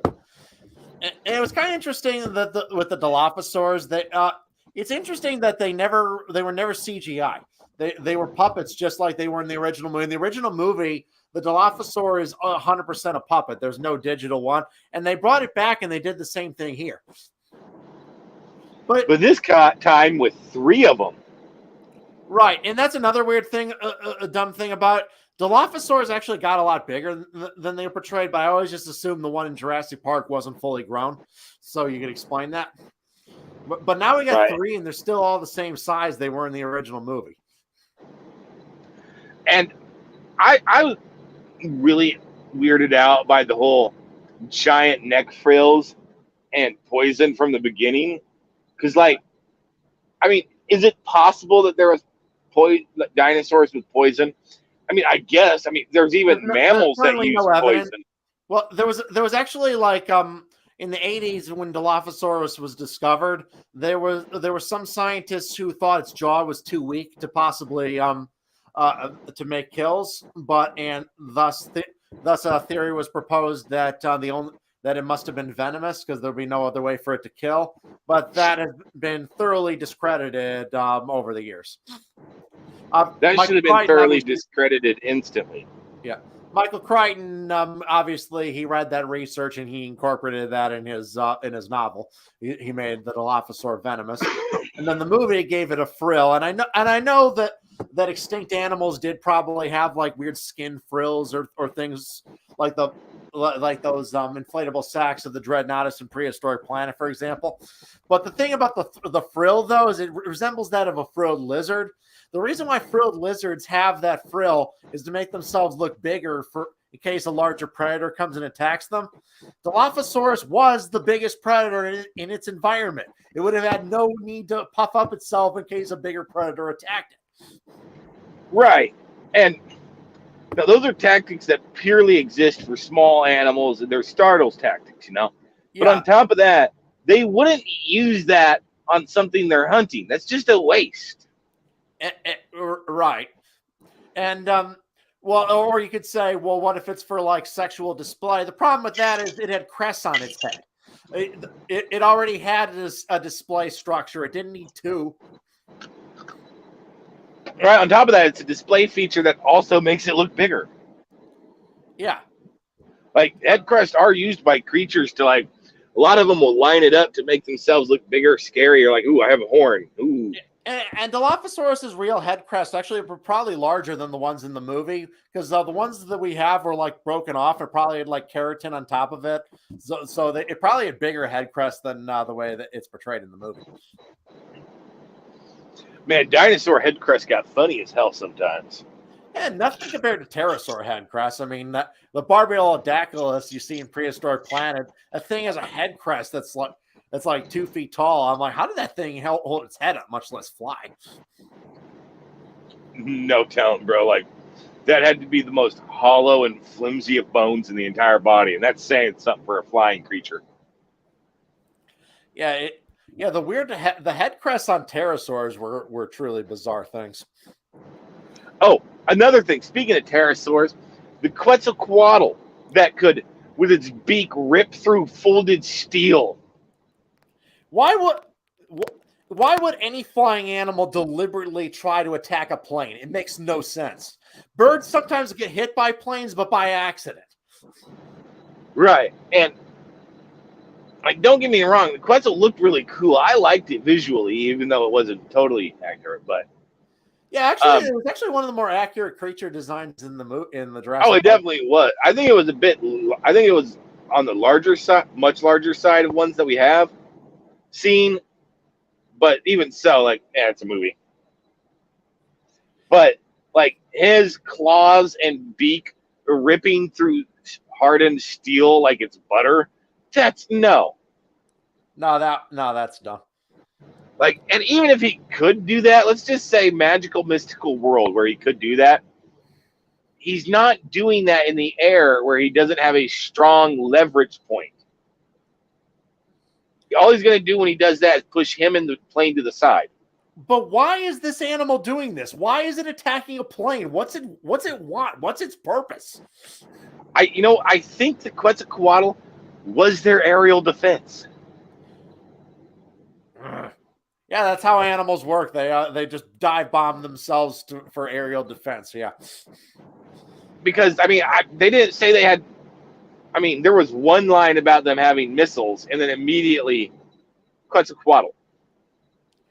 Yeah, as if pterosaurs were just like flying monsters. They were just, yeah, they were larger than modern birds, some of them, but they were pretty much just like birds. You know, if pterosaurs were around today, most of them would probably run away when you run towards them, just like most birds do.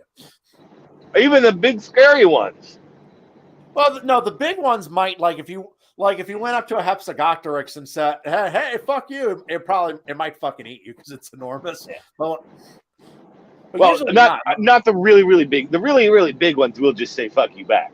Yeah. But I'm talking about like the mid big ones. I mean, considering the largest birds we have alive today are about human size wingspan, and Quetzalcoatl was as big as a fucking small airplane. Yeah, it had a wingspan over 10 meters. That was fucking huge. Oh yeah. There was but at least with the Pteranodon, seen in Jurassic Park 3, they were kind of trapped for a while inside this thing, and they probably have limited food. They pretty much probably just feed themselves by fish in the river that was running through their pen.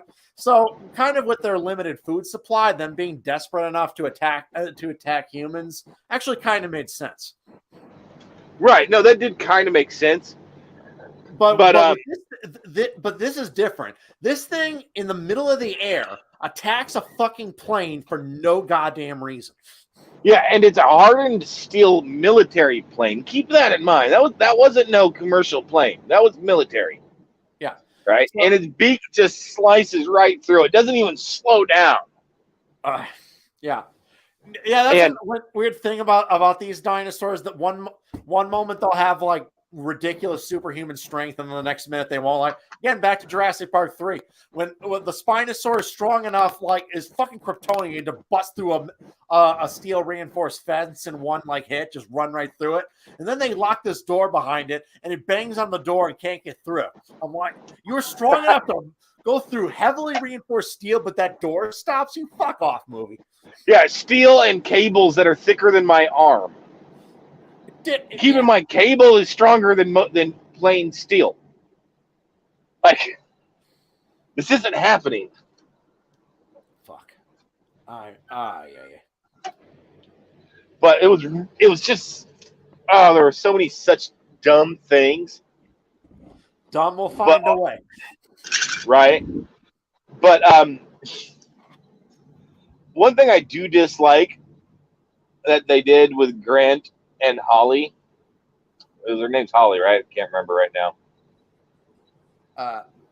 What was the new girl? What was it? Shit, Holly. The chick from the first movie. Ellie. Ellie. God damn, I'm tired right now. Sorry.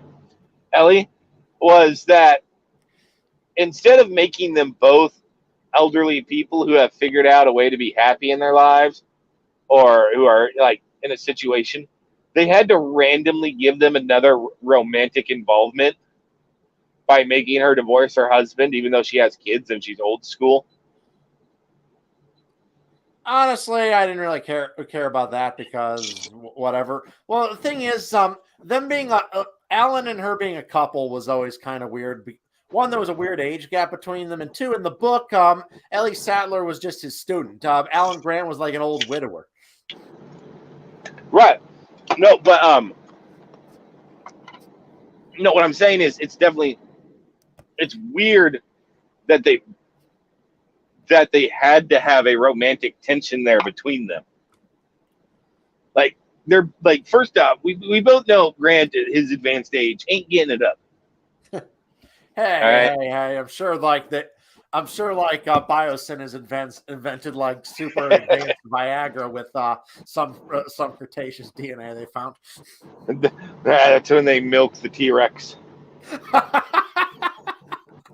Oh, that would actually be an awesome plot line if Jurassic Park 7 did some stupid shit like that. They're jerking off velociraptors to harvest their sperm.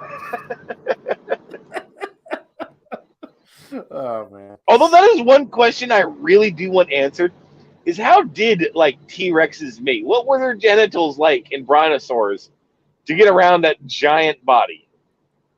They think Tyrannosaur actually had a penis longer than a human is tall.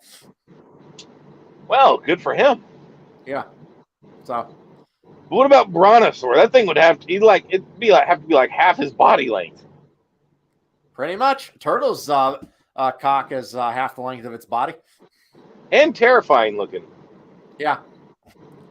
You ever seen one like that? That Yeah, the scenes in Teenage Mutant Ninja Turtles when Michelangelo is hitting on April O'Neil. Why doesn't Michelangelo let that fact go? A turtle's penis is like half the length of its entire body. and it's full of spiked ridges and fucking folds. Yeah, this sounds very unpleasant now that I think about it. Oh man, I swear to God, it's like what demon penises must look like. Yeah, no one's found a fossilized one, so it doesn't. Yeah, it's very rare that we even know with a fossil whether it was a male or a female. Right, especially with an extinct species like that's not related to anything, like directly related to anything we have today. Yeah, Like I think closely with one related. tyrannosaur we know because we found evidence that it was pregnant when it died, and obviously, if it was pregnant when it died, it wasn't a male. Right. Although maybe it identified as a male. I don't know. Maybe it was a progressive tyrannosaur. Right, like the chicken and What is a Woman? Yeah. Did you see that advertisement? No, did you see that advertisement from Matt Walsh's documentary? No, I don't know which one you're talking about. Yeah, he has that documentary, What is a Woman? Yeah. And he's asking this gender professor about it. And he mentions, well, chickens lay eggs and we don't have to guess their gender identity, do we? And the lady says, well, it's true that you don't know the chicken's gender identity. I think the rooster is a boy. That's why we call them a cock. Yep. But yeah, dude, I couldn't believe it when I saw that. But one thing I did find, I will say one thing I did like though about the movie was those two side characters. The black guy that screamed like a girl, and I need to talk about that black guy who was like with who was Dodson. Honestly, there was a good potential twist that they could have done that like he was actually like manipulating Dodson and Dodson was like a patsy and he had like some fucked up evil plan to like unleash genetic monstrosities on the world. I was hoping he would do that, but instead he just says, "I'm not like you, man." It was and like you never developed this character at all, so that scene just had no meaning to the audience. Right. Well, they did have one scene where he overly pointed out where the restricted area was, and I will say, thank God they kind of saved it by having him bump into Grant and Ellie, and them being like, "Oh, Ian told you about the locusts," and he's like, "What? No, I told Ian about them." So like he was the one who contacted Ian to try to get Ian to do something about it, and then Ian contacted them. But him being a hero just was lame. Like if he had been like a crazed, fucked up villain, that actually would have been a lot more interesting.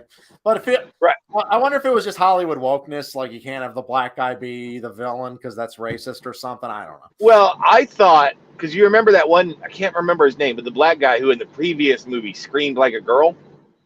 That I know what you're talking about. Yeah. Yeah, he had mentioned that they have people under deep cover in organizations and businesses, corporations, watching out for this kind of stuff. And so I thought maybe he was a deep cover agent who who couldn't get in contact, and that was his only way of doing it, or something. Like I thought that was going to be the twist on the end. Yeah, they didn't do that either. No, and they clearly set it up though. Yeah, but following through on things you set up requires like effort and shit, man. And it would have made a lot of sense for him to be there in the end with Dodson because he needs to collect documents to prove this in a court of law. So it would have made sense for him to knock out Dodson or something and then go and, take the documents from his office and leave. But he didn't do that. Yeah, and another thing I got to point was Dodson having the like canister that he gave Nedry in the original Jurassic Park. Him having that thing 29 years later makes no sense at all. Why would he have that? One, how did he find it? Maybe somebody visited the scene, they found the crashed car, and they like searched and found it. Okay, but why would he keep it? Well, to what value? Does this have sentimental value to him that he gave this guy 29 years ago a canister that told him to get some DNA samples he doesn't need anymore, and then the guy got killed by a dinosaur. Is that like, this, does that like fill him with nostalgia or something? Right. And keep in mind that the canister had like what, a 10-hour period or something to get it to the 7. I think it was a 7-hour period to get it to a ship. So the canister by then was completely useless. To him for many different reasons, and because dinosaurs were now all over the place. So it hadn't. So why was it there? Why was it in the movie? No fucking reason other than really dumb nostalgia bait. God. Right. And on top of that, let's say they did find it, years later or something, because nobody would have found that early, because they made a point to show it getting buried in the mud. Well, if somebody's like searching the crime scene, they actually might have found it, that they're like searching for shit. I'm just gonna say this off of Costa Rican island, essentially. I doubt there's any law enforcement in the world that wants to go and investigate it. But keep in mind, it was on Isla Nublar, and they were building a new park there, the new Jurassic World, and it was functioning for 10 years prior to the events of Jurassic World. Is functioning between 2005 to 2015. So it's a functional park. So during that whole time, somebody finding the scene, the car finding the scene is plausible. Right, but like, let's say they found it soon after the Dilophosaurus killed Ned. How would it get back into Dodson's hand? Did he just so happen to have a second one made just because he liked it? Yeah, it's so weird. Like, how he got it is less important than why would he be holding on to it, for what reason. Right. On top of that, like, if the whole point was that he can save the genetic samples, I believe he could do better than a thing that has a 7-hour time limit. Yeah, like you could get DNA from, I don't know, all the hundreds of dinosaurs that are roaming around your facility. Right. Like, he would have a suitcase specifically designed for that works for days. Like, as a backup, if he thought ahead far enough to have a backup. But considering his corporation had the only contract on Earth, I don't think he ever would have thought that his company could fall. Right. It's one of those dumb bits of fan service that it's kind of like, oh, I remember that, but then you like stop and think about it for 10 seconds. It makes no goddamn sense. Right. But it also made no sense that Dodson was important to the company and ended up becoming a super CEO type, because he was a corporate espionage guy. No, I could see him like rising over the years. Keep in mind, it was 29 years after Jurassic Park. Like, he could probably have risen through the ranks, pulled some shady shit. Yeah, that's fair enough. Yeah, over that much time, because I think like the new canon is that Dodson became the CEO of Biosyn or like around 2013, 2014, like 20 years after the events of the first Jurassic Park. Over that time, I could see him kind of like pulling something to rise through the ranks. I could see that. The problem is, the problem is that he wasn't a character that seemed like brilliant or manipulative enough to do that. If they had developed this guy and really made him an interesting, smart, and complex villain, you could see him, oh yeah, I could believe this guy would be cutthroat enough to get ahead. But he always seems like a bumbling idiot who doesn't even know what he wants to do. Like, one minute you're told that he invented these locusts in order to like destroy the world's crops to help his corporation. And the next minute he seems to want to like undo it. It's totally unclear. Right. Also, one thing that really is annoying to me in these new movies is, so in the original trilogy, right, there was no quote unquote villain, right? And then in Grant's, Nedry you could see as the villain. Yeah, but he was more of a dumbass doofus that just clicked the first domino, But he did shut down the park. He deliberately did so. He knew that these cars full of innocent people might stop in front of the Tyrannosaur paddock, and he still shut down the power anyway. That's pretty villainous. No, but what I mean is that there was no overarching villain in the end for them to overcome, No. Other than maybe velociraptors. No, it's just the animals got loose, and these are fucking dangerous animals. Right. And then in Grant's movie, same thing. And then in the third movie, there was, but that made sense because that was the corporation without Hammond trying to reclaim their assets, Third movie? What do you mean? Jurassic Park 3? That didn't happen there. That was Ian's movie, right? You're thinking of the second movie, The Lost World. Yeah. With Ian's movie, that kind of made sense because that was the company once they got past got Hammond out of there, trying to reclaim their assets that they've sunk billions into. Yeah.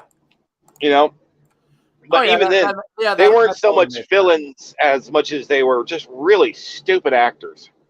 Right. Um, But even but then, in this, yeah, their motivations made perfect sense. You know, they invested millions of dollars to bring these dinosaurs back. They don't want to just let them loose on an island. They want to profit off them. right? But in this new trilogy, the first one was like they tried to copy Hammond with that Masrani, however you pronounce his name. But he had so little character development, and all he did was spout off that ideological nonsense. Hammond at least made sense talking about, kids are going to love this, and it'll be profitable, and it's a dream of mine, Yeah. and that at least made sense with him. But the Masrani guy just spouted stuff off randomly, and then died quickly, very quickly. Like, yeah. I don't think he even made it halfway through the movie. No, and then, like in Jurassic World, like from 2015, like, and again, like back comparing the Indominus to like the Giganotosaurus of this movie, the Indominus at least was kind of portrayed as like a monster that needed to be stopped. I mean, this thing has quite a body count by the end of the movie. And it kills all the other dinosaurs for sport, which is ridiculous for many reasons because. Why would predators don't just kill for sport? Because any one of those apatosaurs could defend themselves against a predator his size very easily. Oh yeah, like all they have to do is fall on them, or a swing from its tail. If it struck it in the neck, that could shatter its neck. But if this thing is so super strong that wouldn't work, then how is it the T-Rex able to hold its own against it at the end of the movie? Right. But then in the sequel and then in the third movie, they just reset these villains to be international super duper evil corporations, man. Yeah. And that just makes no sense that like every time, everywhere, like I said, I think they're just eaten up by this woke nonsense of corporations being evil, man. But how do people who run these corporations that do evil shit like reconcile that hypocrisy? Is it just are they just pure psychopaths who like have no ability to self-reflect? Well, the funny thing about that too is it makes no sense that they would get to that level because, like, here's the thing: corporations never get to that level while being evil. They get to that level and then they get like Disney does. They get to that level and then they get infested and taken over by evil people. Like because evil psychopaths cannot make a company that successful because evil psychopaths get found out quick. Even with one that's good at it, you spend a couple hours worth of time with an evil psychopath, you will see what he is. But some people like admire psychopathic traits. I mean, I think they found that a very disturbing study said that women were drawn to men who displayed psychopathic characteristics. I think that's partially just because women are bad at reading men and they mistake that for being like dominant energy instead of, what it is.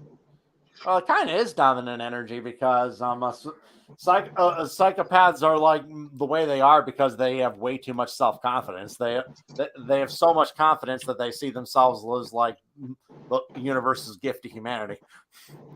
Right, but there is a difference between dominant alpha traits and that. Mainly in that's not a good long-term strategy.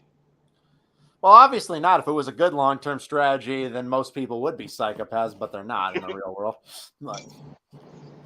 Right. But there also must be some evolutionary advantage to it with the number of psychopaths who exist. I would say that the evolutionary advantage to it is most likely when shit hits fan in the most hardcore of ways, they have a decent chance of surviving for quite a while. Oh yeah, that's probably it. because that's why it's called antisocial personality disorder. Because if you're not in a social environment, if you're in an asocial environment, that's actually advantageous. Okay, well, psychopaths will do well in the zombie apocalypse. You and me, like, we might do okay, but we're not doing well on our own. No, I don't think Like, if like would hit the fan, I'd last long. Like if Putin nukes us, I think whatever, that'd be it. I hope I'm near the blast. You and me would need friends. Like I think I would do pretty decent in a SHTF moment, but I will do infinitely better with friends. Oh, yeah. I get by with a little help from my friends. Good song. Gonna try with a little help from my friends. Yes. But also really funny scene that just made me laugh. Because, like, I will say this much, like, the original Jurassic World movies had their scenes of dinosaurs killing people, but this one seems to show it. This trilogy seems to show it a lot more graphically, and somehow get even lesser ESRB ratings or censor ratings. None of the main characters died. Like, not other than the villain Dodson. Like none of the main characters die in this movie. Right. And hey, speaking of, like when they faced the Giganotosaur at the end, like if it had killed like one of the characters, if they had the balls to do that, it probably would have been more impactful seeing it get killed at the end. Right. Especially as a send-off movie, which is probably going to be, at least for this branch of the series. Right. No, I think they'll probably. I don't think it will be the last. This movie still made a profit, so I think eventually they will try to make more. Or maybe make a reboot or something. I doubt it'll be the end. No, but I'm saying for this branch, I can't see them continuing this branch because then that would just mean finding yet another dumb excuse to shoehorn Chris Pratt in there, which, to be fair, they probably will do, actually. Never mind. Yeah, I mean, this movie proved, with its box office receipts, it doesn't need an intelligent plot or anything well thought out ideas in order to make money. What was the profit on that movie anyway? This movie it was made for less than $200 million, and yet it really but I think it's already surpassed $500 million worldwide. Jesus Christ. Yeah, they're getting another movie, whether it's a direct sequel to this one or a soft reboot. Yeah, and that's another interesting thing is about the budget is when compared to Prehistoric Planet, which was certainly the budget per minute of animation was certainly at least 5 times higher in Jurassic World Dominion, and yet yet in some ways the Prehistoric Planet looks more realistic. Not that it is better animation, but like during the prologue scenes, for example, the whole thing it has this weird, unnaturally harsh lighting, almost as like they're saying the Cretaceous period was like this area where the sun didn't shine as well or something. Right. There probably would have been more dust in the air back then because there just wasn't grass yet. But even then, it couldn't have been that bad. Jesus Christ. It kind of like the ancient, like paleo art from the 19th century. They thought when they first were discovering all these bones, there were some who thought that that dinosaurs and ichthyosaurs and what have you were existed prior to Eden, prior to the biblical creation, and were in kind of a world of darkness that existed prior to God saying, "Let there be light." It almost felt like they were bringing that trope back in the prologue scene. You know what? That would actually be an interesting concept for a book. Yeah, like the world before God said, "Let there be light." Yeah, look up old 19th century paleo art. Some of them which shows obviously very inaccurate and dated depictions of dinosaurs and other extinct creatures, and they often portray them really, really monstrous. It almost like makes the prehistoric Earth as some kind of hellish environment. That would be interesting. But no, that's not how it was like. I mean, it was, as the opening in narration in The Land Before Time would say, once upon this same earth, beneath the same sun. Land Before Time. Man, I need to rewatch Land Before Time movies. Darn good show. Yeah, I personally thought like the opening narration was perfect in that movie. It's the perfect variation of the fairy tale Once Upon a Time narration. Instead of once upon a time, he says once upon this same earth beneath the same sun. Right, dude. I gotta say though, the Yeah. Land Before Time movies, those shows, they were not afraid to like hit kids with things that today people would say that can't be in a kids show movie. They'd be Pretty traumatizing. much only the original though, none of the sequels, but that's because Don Bluth had a really good attitude. He said he thought kids could handle almost anything as long as there was a happy ending. Right. And no, yeah. Also, speaking of movies killing off heroes and characters and stuff, did you see Doctor Strange Multiverse of Madness? Yeah. I gotta say, I got my issues with that movie, but I gotta say, one, their marketing around Wanda was awful because the marketing made it seem like she was a feminist icon hero. Spoilers alert for it. But in the movie, she was just flat out fucking evil. Yeah. Like, but I I actually guess they, thought that the movie had had a lot of flaws, and the storyline kind of was convoluted. But I thought some of like the kill shots and the horror movie imagery in it was actually pretty oh awesome. my God, Black Bolt, the way they killed Black Bolt, that was hilarious, genius, and graphically brutal. Yeah, actually, I will give Sam Raimi credit. You know, you could tell watching that this was directed by the guy who made Evil Dead.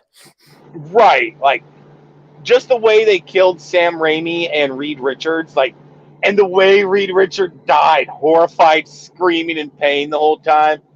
God damn! Right. Like, could you imagine dying by essentially being cheese grated by magic? Yeah. But that's what happened to him. Yeah, I actually liked that movie more than more than Jurassic World Dominion for sure. Oh yeah.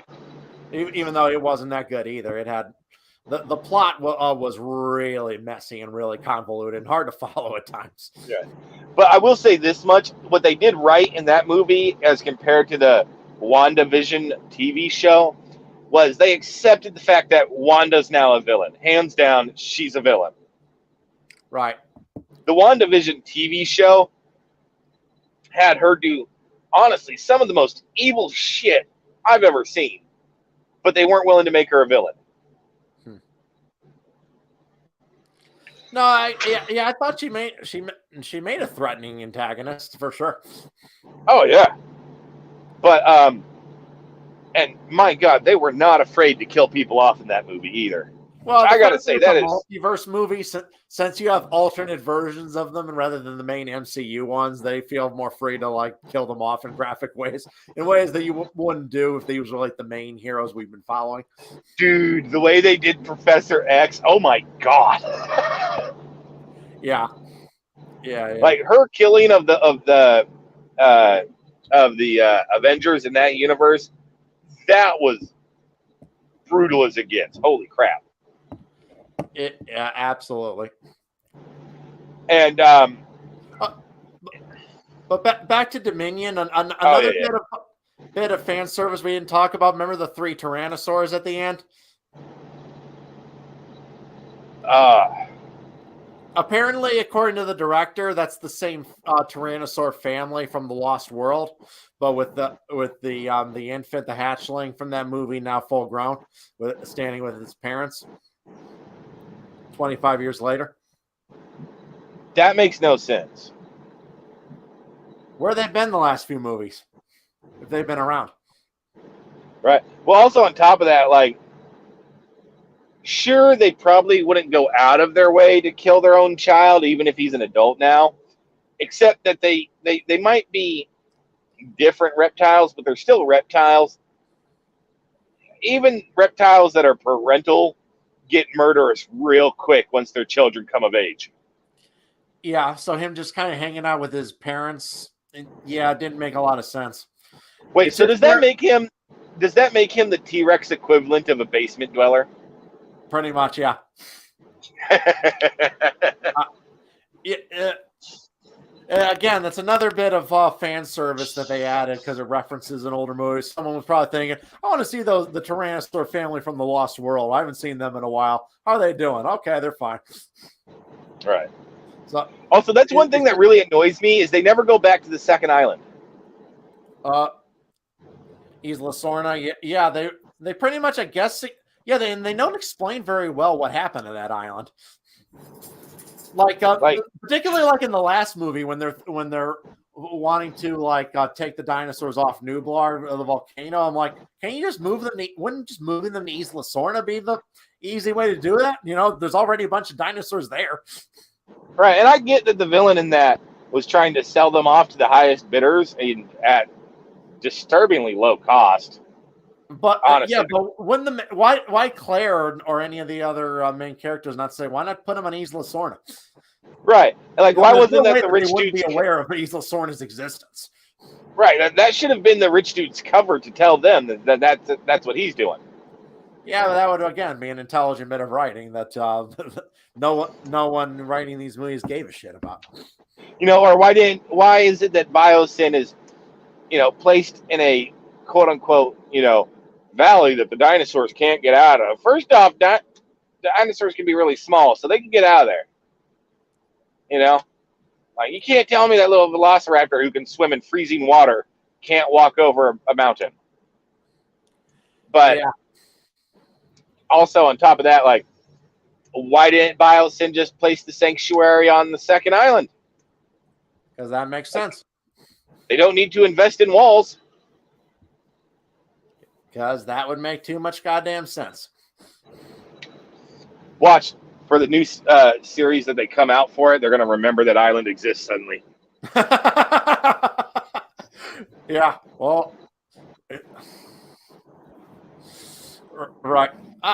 Maybe like with Jurassic World, there's some people didn't like the sequels. The first movie got the Lost World or Jurassic Park 3, so they were trying to probably just reference only the original movie because it was the fan favorite and ignore it and just avoid references to those movies, even though they're officially canon. Alan. That was. I swear to God, those sequels. Both of them just have one scene in them that makes them absolute meme fodder. The Alan scene and the gymnastic girl scene. Like, get rid of those scenes, and they would have been really good. But yeah, you got dunked on, buddies. Yeah, but I love. Yeah, that scene, Alan, is just a great meme tool. Like, I'll sometime. I think with Darkon, I sent him one of the made a meme with that, and then just sent him with the picture of the raptor, and it says Zach. Yeah.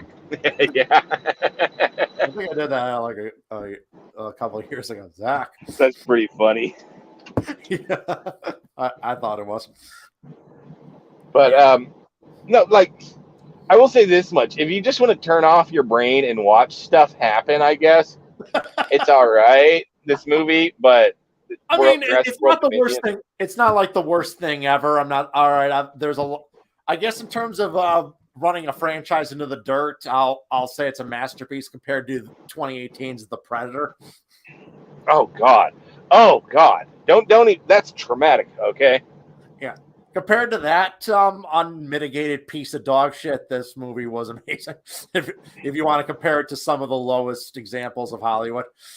That franchise was already. Go ahead. There were a couple fun scenes. There were some good special effects. Legacy characters were brought back, and they weren't like shat on. They were treated with some decent respect. So yeah, it's not the worst thing ever. There's a shit ton of plot holes. The story is very bland and unoriginal. A lot of things about it don't add up. So it's not a good movie, but it's not like the worst thing ever either. Right. And, but it's just really, I'm amazed at how much money that thing made, though. I guess dinosaurs still sell like mad. I guess so. Like, Prehistoric Planet supposedly has been like a massive hit for Apple TV. They said it was the 5th most viewed stream show on the week it came out. It came out the same week as a new season of Stranger Things, a new Star Wars series, and Better Call Saul. So it had some pretty big competition that the week it came out, and yet still it was the 5th most streamed show. And Apple has way fewer subscribers than Netflix does and Disney Plus do. Yeah, so, but so that's pretty damn good. Oh yeah, but overall, I'd say like if all you're gonna do is turn your brain off for this movie, it's fine. It'll work. Yeah, but but like if you're actually invested in the franchise, in the series, no. The series is pretty much it hasn't given you any reason to invest in it when the writing continues to get lazier and lazier with each installment. It's very clear that that the writers just do not give a shit about creating something interesting for their audience. And if the writers don't care, why should you? Yeah, for real, man. So yeah, if you want to watch something good about dinosaurs, watch Prehistoric Planet. It's fucking amazing. Oh yeah. Honest truth, that's probably, like, not even probably, one of the best documentaries, or just dinosaur things I've ever seen. And I gotta say, I do love. I like I said before, I hope to God that they do like equivalent spinoffs that the original Walking with Dinosaurs did, because that would be really awesome. Yeah, actually, what I think they should do with the next kind of like continuation of Prehistoric Planet is instead of doing the whole like each episode being a particular biome like the first season did, so like one's freshwater, one's coastlines, what have you. I think they should do something more like what Attenborough did in Dynasties, which kind of like follows like a particular group throughout the episode, like a family line. Or more like the Ballad of Big Al, how that kind of special, how it took a particular fossil and just kind of speculated that creature's life. I think it should do that. Basically, find like a particularly interesting fossil and create a story around the life of this fossil and just have it be the main character. Yeah, that would be awesome, But could be Prehistoric Dynasties. Yeah, honestly, anything made by that same team, I'm down for. Right. Yeah, but with that show, they let the paleontologists have like complete creative control. Favreau, when he did it, he gave like his main crew of paleontologists like complete veto power over every single idea. Nothing was done without their approval. Whereas with the recent Jurassic Park movies, I don't know if any paleontologists were involved in it to any really strong extent. Honestly, I can't imagine they were. But I will say one thing that they did better in this movie than they did in the previous one was, remember how, like, for example, in the previous movie, during the interviews, they kept mentioning, I can't even pronounce the darn thing's name, the dome-headed one. That would be a pachycephalosaur.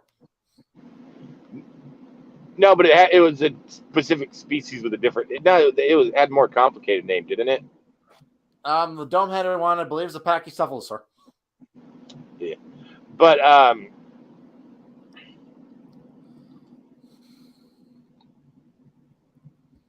also I would say that one they mentioned it a ton of times in their interview, right?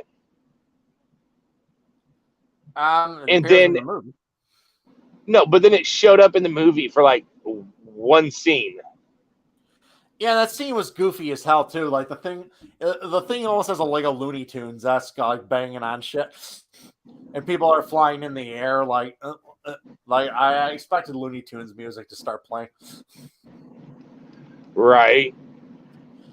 I'm kind of disappointed though that pachycephalosaurs didn't appear in Prehistoric Planet because they were around in the late Cretaceous.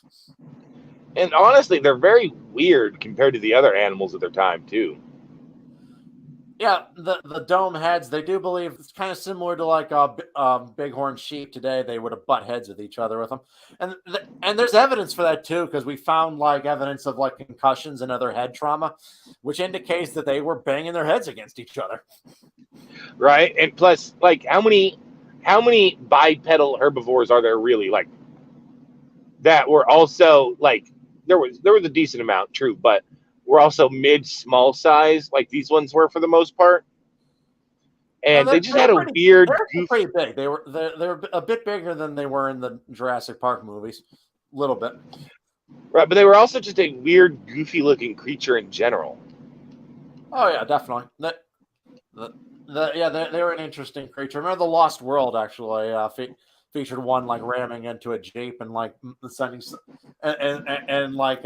someone cascading out the other side, which it probably could do. Actually, it probably could with its heavily reinforced head. It could actually have hit that jeep that hard. Oh yeah, modern Rams and Buffaloes can, so I wouldn't doubt it for that he could do it. Yeah. Like proper, not ones that we've domesticated and made relatively weak, but proper Rams can do not. They can hit you hard. Yeah. Yeah, you also see them in The Land Before Time. There's a brief scene where they're like attacking Sarah for no reason. There's some Pachycephalosaurus. Yeah, I forgot about that. Right. The whole movie tried to kind of have like an allegory for like racism bad in terms of like these dinosaur societies like needing to come together and work together and shit. Three horns never play with long necks. You there? Yeah. Sorry, man. It's been ages since I've seen this, so I didn't even remember. But I watched that movie so many times as a kid. I'll probably have it memorized to like the day I die there. But kind of like pointing out one of the ways Jurassic Park really refined the mainstream perception of dinosaurs. You can kind of compare the way Sharptooth in The Land Before Time walks, kind of more old. He still stands in a more erect posture, in like more really, really old school portrayals. But kind of around that time, scientists were showing that it couldn't actually stand that way, and it kind of it kind of had a vertical stance with its tail out. Its tail didn't drag the ground. In Jurassic Park, kind of like but used then the latest science, and because of the popularity of those movies, that kind of became the mainstream consensus of how a tyrannosaur walks. Oh yeah, no, they've had some funny ideas like this super massive creature had splayed legs. No. Like back in the day, they had funny ideas about them. Yeah. Well, though there was a funny meme due to Prehistoric Planet. Remember the line in The Land Before Time when Littlefoot says, "We'll push him into the deep end of the pond. He can't swim with those scrawny arms." With all those scenes for Prehistoric Planet with the Tyrannosaur swimming has a picture of Littlefoot looking really annoyed. Like where he when you learn he can swim with those scrawny arms. I forgot. Man, I need to go watch those soon. Hey, Don Bluth's original movies were classics. It's kind of the Blu-ray though, like doesn't have any extras on the making of the movie, sadly, because due to the kind of tragedy that happened during its production.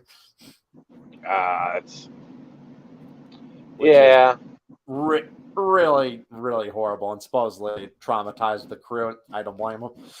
But still, so how did that happen? I don't remember the story very well. Oh man, it pisses me off, man, to even think about. But because of that, there's like very little. The Blu-ray and DVD, there's no extra features, and supposedly like even the movie's director like didn't show up to the premiere because of how distraught he was. Damn. Over the girl's death. What happened there? I honestly don't remember that. The girl who voiced Ducky in The Land Before Time was murdered by her father. Oh my God! It's a really horrible story. Yeah, it makes sense that there was issues on the crew. Yeah, it wasn't really related to the movie's production, but it happened like right before the movie came out. Yeah, nobody's going to be happy after that. I mean, you're on those crews with everybody. You made friends with everyone, you know. Yeah. It's really fucked up. But anyway, happier thoughts. Lazarus locusts that are twice the size of the biggest bugs on Earth.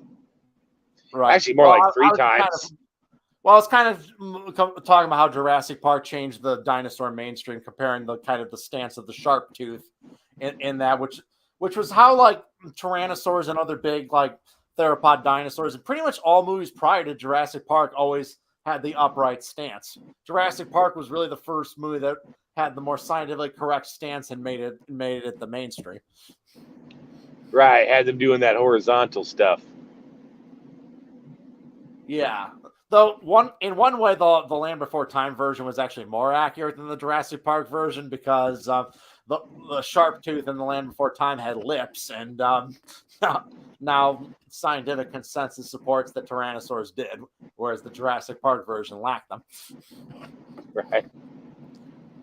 So in that way, actually, the Land Before Time version was more accurate. But so the first Jurassic Park actually did do some good in educating the public about dinosaurs within the fictional plot of the movie. Whereas right, especially compared. Oh, go ahead. Yeah. Whereas pretty much the last couple movies, will anyone after watching Dominion, let's say if somebody watches it and knew shit about dinosaurs beforehand, would anyone be more knowledgeable about them from watching Dominion? No. No, God, no.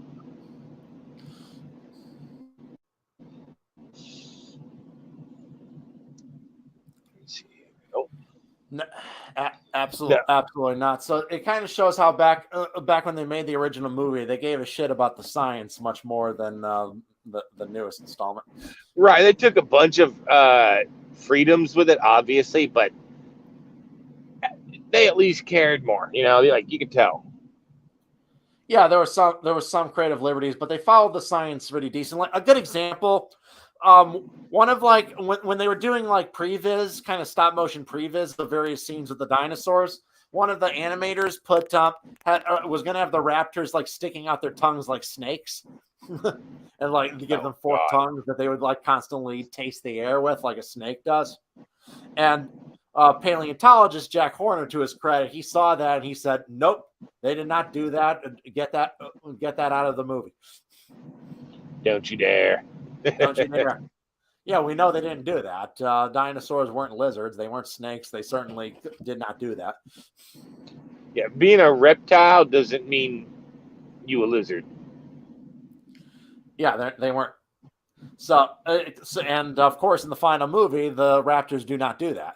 So they followed they listened to the paleontologist. Have you ever seen the how it should have ended with the velociraptors? Yeah, that was funny. I loved it. They start with them like slowly figuring out how to use the doorknob. Next thing you know, they're riding vehicles and like using weapons. Actually, a Robot Chicken had an even funnier sketch. It has these Jurassic Park raptors talking to each other in very feminine voices. They're like, I cannot believe the Jurassic Park scientists made us all female. We're never going to get married. Don't you worry. Life will find a way. And it has these female raptors. They sneak into InGen's lab and they have like a vial that says Y chromosome and they dump it in there and then leave. So that's great. So they can get married. They're desperate to get laid, man. They're desperate to get laid. that was hilarious. Good old Robot Chicken. They came up with some great stuff. Oh yeah, Robot Chickens. One of my favorite from Robot Chicken is the simplest thing in the world, but it's just one of my favorite. Was the Wicked Witch of the West taking a shower? Oh shit! Oh shit! It's so simple, but it also does make you wonder, how does she keep herself from smelling weird? I don't know. Who could have ever seen that a small amount of liquid would ever fall on me? Right.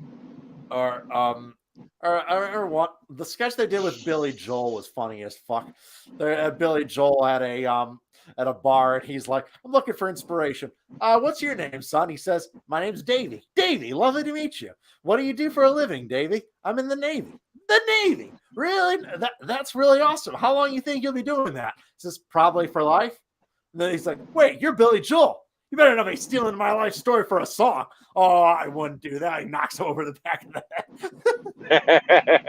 head. That's hilarious. Yeah. Yeah, you see Billy Joel throw him in the ocean. Jesus Christ. Right, yeah, the shit that show will come up with. Or one I really love that has this guy who's like fishing and he captures a mermaid. He's like, "Wow, I find after 20 years of searching, I have finally captured a mermaid. Now you have to grant me my 3 wishes." And the mermaid's like, "That's genies who grant 3 wishes, you moron." And the guy's like, "I've wasted my life." He shoots himself in the head. But then she says, "But I happen to be a genie who looks like a mermaid." And then M. Night Shyamalan comes in off screen and says, "What a twist." I love that they have him randomly. What a twist. So, yeah, a bit off topic, but yeah, Robot Chicken's fun. Yeah, M. Night Shyamalan is so derpy sometimes. Oh, his movies suck shit. What's really sad, though, is he made some really genuinely amazing movies, but then he got obsessed with being the guy who does twist endings. Yeah. And everything had to serve the twist endings, and so then everything sucked. Yeah. And then he ruined The Last Airbender. Oh, God, that was... No, like, it is hilarious to me that the same dude who did The Last Airbender did Unbreakable. I don't understand how it's even possible, but it's true, though. Like, Unbreakable is such a simple but amazing movie. Unbreakable is pretty good, yeah. Yeah, well, that's the other thing is, like, he's in his element when he's making simple movies. Like, what was the one with Bruce Willis and the ghost? The Sixth Sense. Yeah, The Sixth Sense. If you ever watched that movie, it's actually super simple movie, you know? Yeah. And so he's really in his element when he's doing really, really, really simple, like, character-driven stories. But moment he ventures outside of that and gets a bit of an ego, nope, it's all over. It falls apart. Yeah, some absolute trash. Like, or After Earth, that one he made with Will Smith and his boy. God, is that garbage? I loved how the marketing for After Earth actively tried to hide the fact that it was him. Yeah, because people would boo if they go look at if they heard M. Night Shyamalan's name, audiences would literally boo. The other really funny thing about it is later on he did an interview with Will Smith talking about it, because him and Will Smith also happen to be friends in real life too, right? I think so. And Will Smith had this rough draft of a script for After Earth written, because he commissioned some people to write a movie that would be a good, passing of the baton to a son style movie, right? Yeah. And he wanted M. Night Shyamalan to read it and give him his input. And I legit, and then M. Night Shyamalan's just like, yeah, I can direct this movie for you. And I legit think that was never Will Smith's original intent. But after his friend said that, and his friend assumed that's what he wanted him to do, he kind of felt bad and let him do it. Maybe. Because, if you watch the interview, Will Smith suddenly gets this awkward look on his face when M. Night Shyamalan mentions that. like, you ever have something happen where a friend kind of assumed that you were asking for them to tag along, but you really weren't, and you feel bad, so you have them tag along anyway, even though you know it's not, like, you didn't want them there. I usually I'm the autistic boy, man. I was probably that person. Fair enough, I guess. Shit. Yeah. But yeah, so I legit think that's why that was. I think that's what happened. He didn't want to tell his friend no. Yeah. That made one of the worst movies ever. Also, one of my favorite things about that movie, like, obviously I don't like it's a piece of crap movie, but one of my favorite things about it was beforehand they were bragging, we got real linguists to come and talk to us about how the English language will evolve in 1,000 years or whatever, right? And so it evolved into everybody. It evolved into everybody talking like this. Yeah. Like, I love how in Idiocracy it says like the English language devolves into a mix of ghetto hillbilly and street slang or something in the future.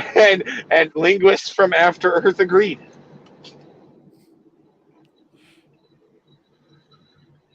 Man, we need to do you know what we ought to do though? Oh, I recently watched They Live. Recently? Yeah. I love that movie. I gotta say though, honestly, I think it's communist propaganda. It's anti-corporate, yeah. No, but it's definitely still good. Although I do love that they included the unions as being bad. Right. And I gotta say, that very last scene where they cut off, genius way to end that movie. Hey, what's wrong, baby? That is. It's a but funny bit of dark humor.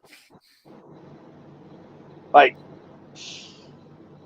and I love in the bar when suddenly everybody can see the newscaster's real face, and there's that one guy that's one of them mixed in. Like, you can just tell he's kind of frozen, like, oh shit, like a rabbit. Like, he has no idea how to respond to this right now. Yeah, there's like a clothing line based on that movie where they have shirts that say "Obey" on them, kind of like inspired by They Live. One of my favorites is a picture.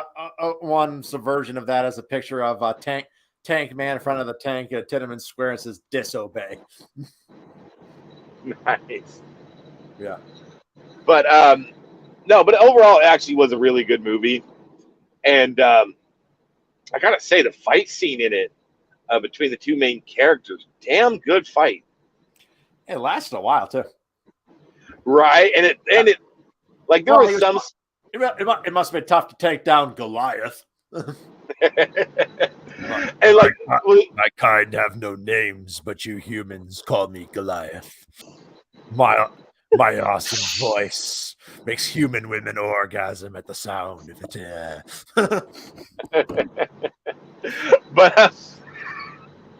but I will say, like, there were some obvious moments when watching it where, like, they didn't really land a hit and they just inserted the punch sound anyway. Mm-hmm. But overall, like, pretty good fight scene between it, and like that's kind of a realistic way for a fight between friends that starts out relatively weak to escalate into brutal. That's the other part, because they were kind of sort of friends, so in the beginning they didn't really want to be brutal to each other, but neither one was willing to back down, so it just got brutal as hell.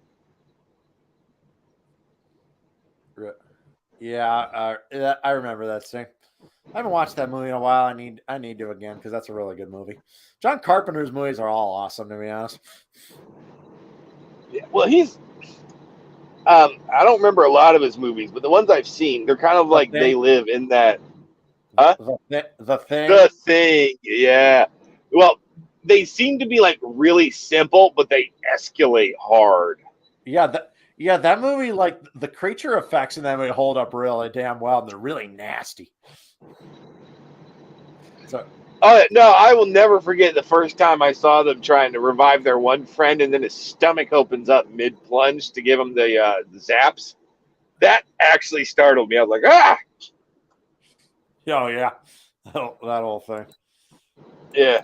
And also You the know, scene with back to the correct topic. Well, James Cameron actually was originally the first pick to direct Jurassic Park, and he said his version probably would have been a lot nastier and probably would have been R-rated. that makes sense. I kind of wonder if we had gotten James Cameron's version instead of Spielberg's, whether it would have been as successful or remembered. I don't think it would have, honestly, because like with dinosaurs, especially, you know, especially in the '90s and even today, apparently by the box office, you really want that child audience. Right. Well, yeah, my parents wouldn't have let me see it if it had been in the James Cameron's R-rated version at the time. You know, it'd be interesting though if they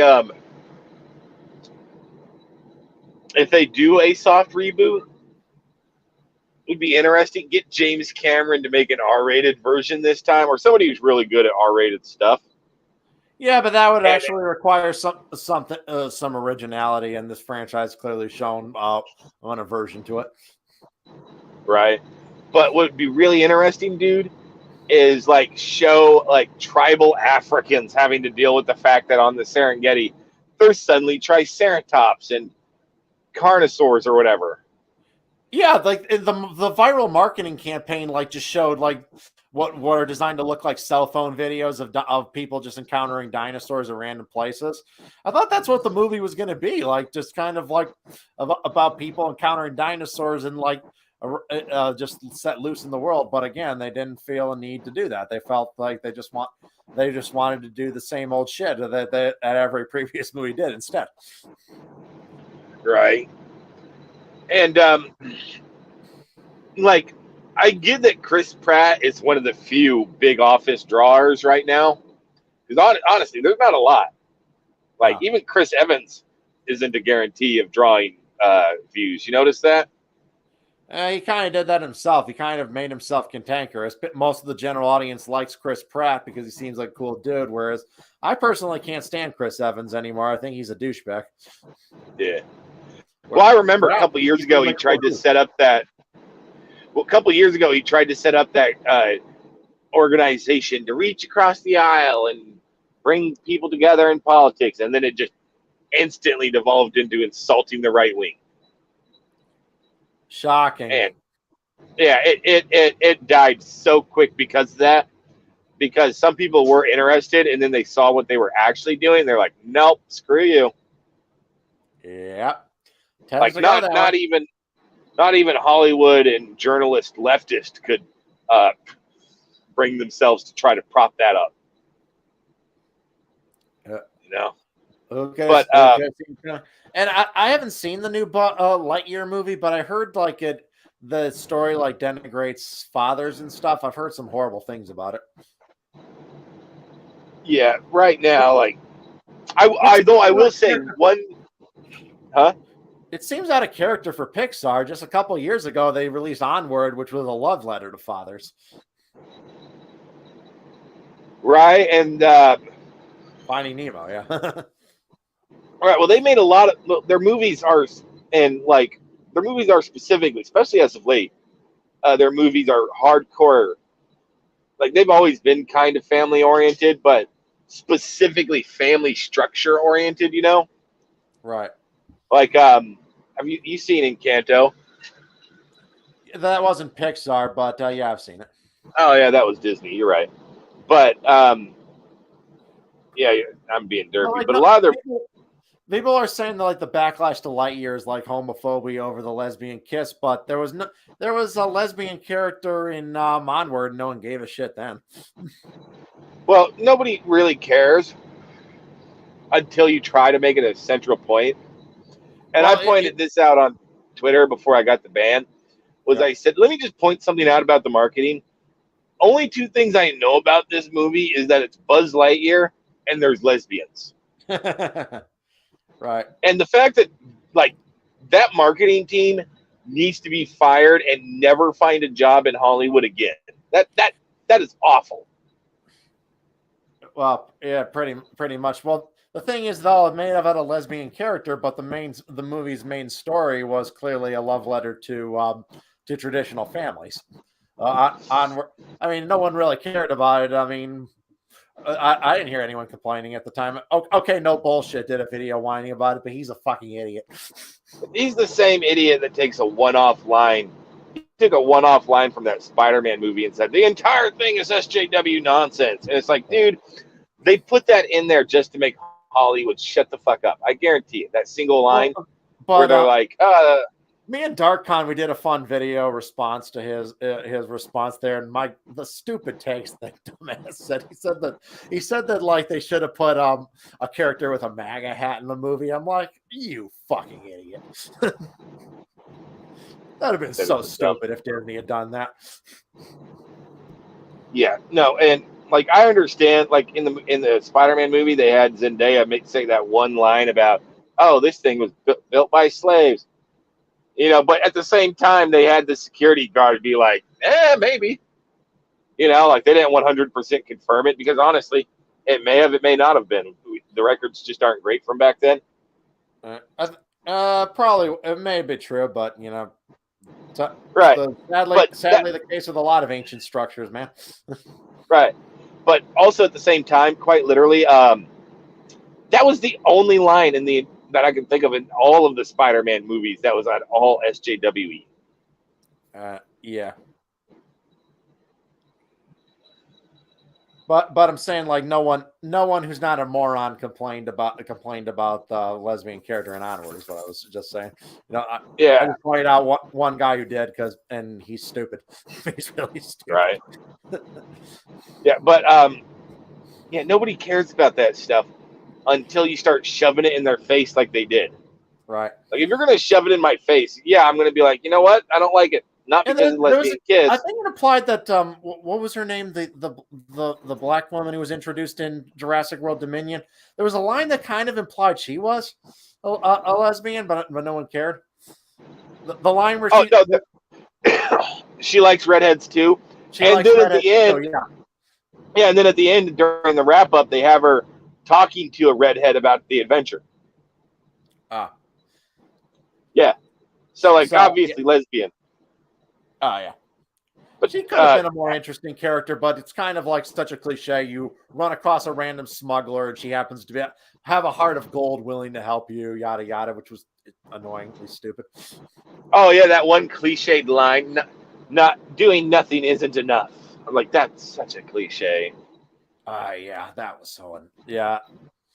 Yeah, there just wasn't much to her character other than that they wanted to have an attractive black woman in the movie, and damn, she was attractive. Oh, very good, very good looking actress. Yeah, well, I won't deny that fact, but there just wasn't much to her character. Speaking of that, it's so funny. So you know, I kind of have a thing for black girls, but kind of off topic. But have you noticed how like every couple of weeks now, Biden's new stupid spokesperson says something stupid, and I can't help but I tweet out, I'm like, she is too damn cute to be this stupid and lesbian. She is actually cute, but you're right. So the stupid shit she says, yeah.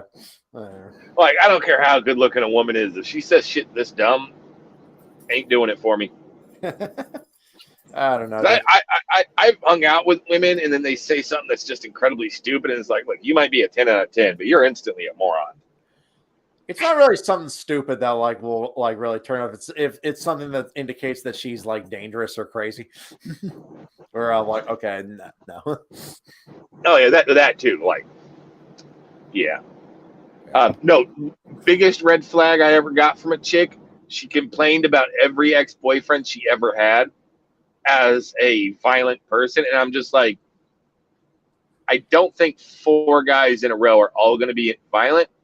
And if they are, either 1, you drove them to it, 2, you picked them, at which point you're not a good match for me. Right. Or 3, you're lying because you're sad about them breaking up with you. Yep. And all three things tell me nope. Right. Hey, but hey, I got to get going, man. I got to wake up at like 2 in the morning. All right. Yeah, I think the stream's going a bit long, but okay. Final thoughts on Jurassic World Dominion. It wasn't very good, and this franchise is going on too long. I feel I'm too old for this shit. Basically, same thing. Like, if you can turn your brain off and have mindless fun, sure. Just turn your brain off. Please do. But moment you think about it, there's so many holes, so much silly nonsense. But for those of us who have functioning brains all the time, not a good movie. Not a good movie. Everyone, have a good night. Peace out. Bye.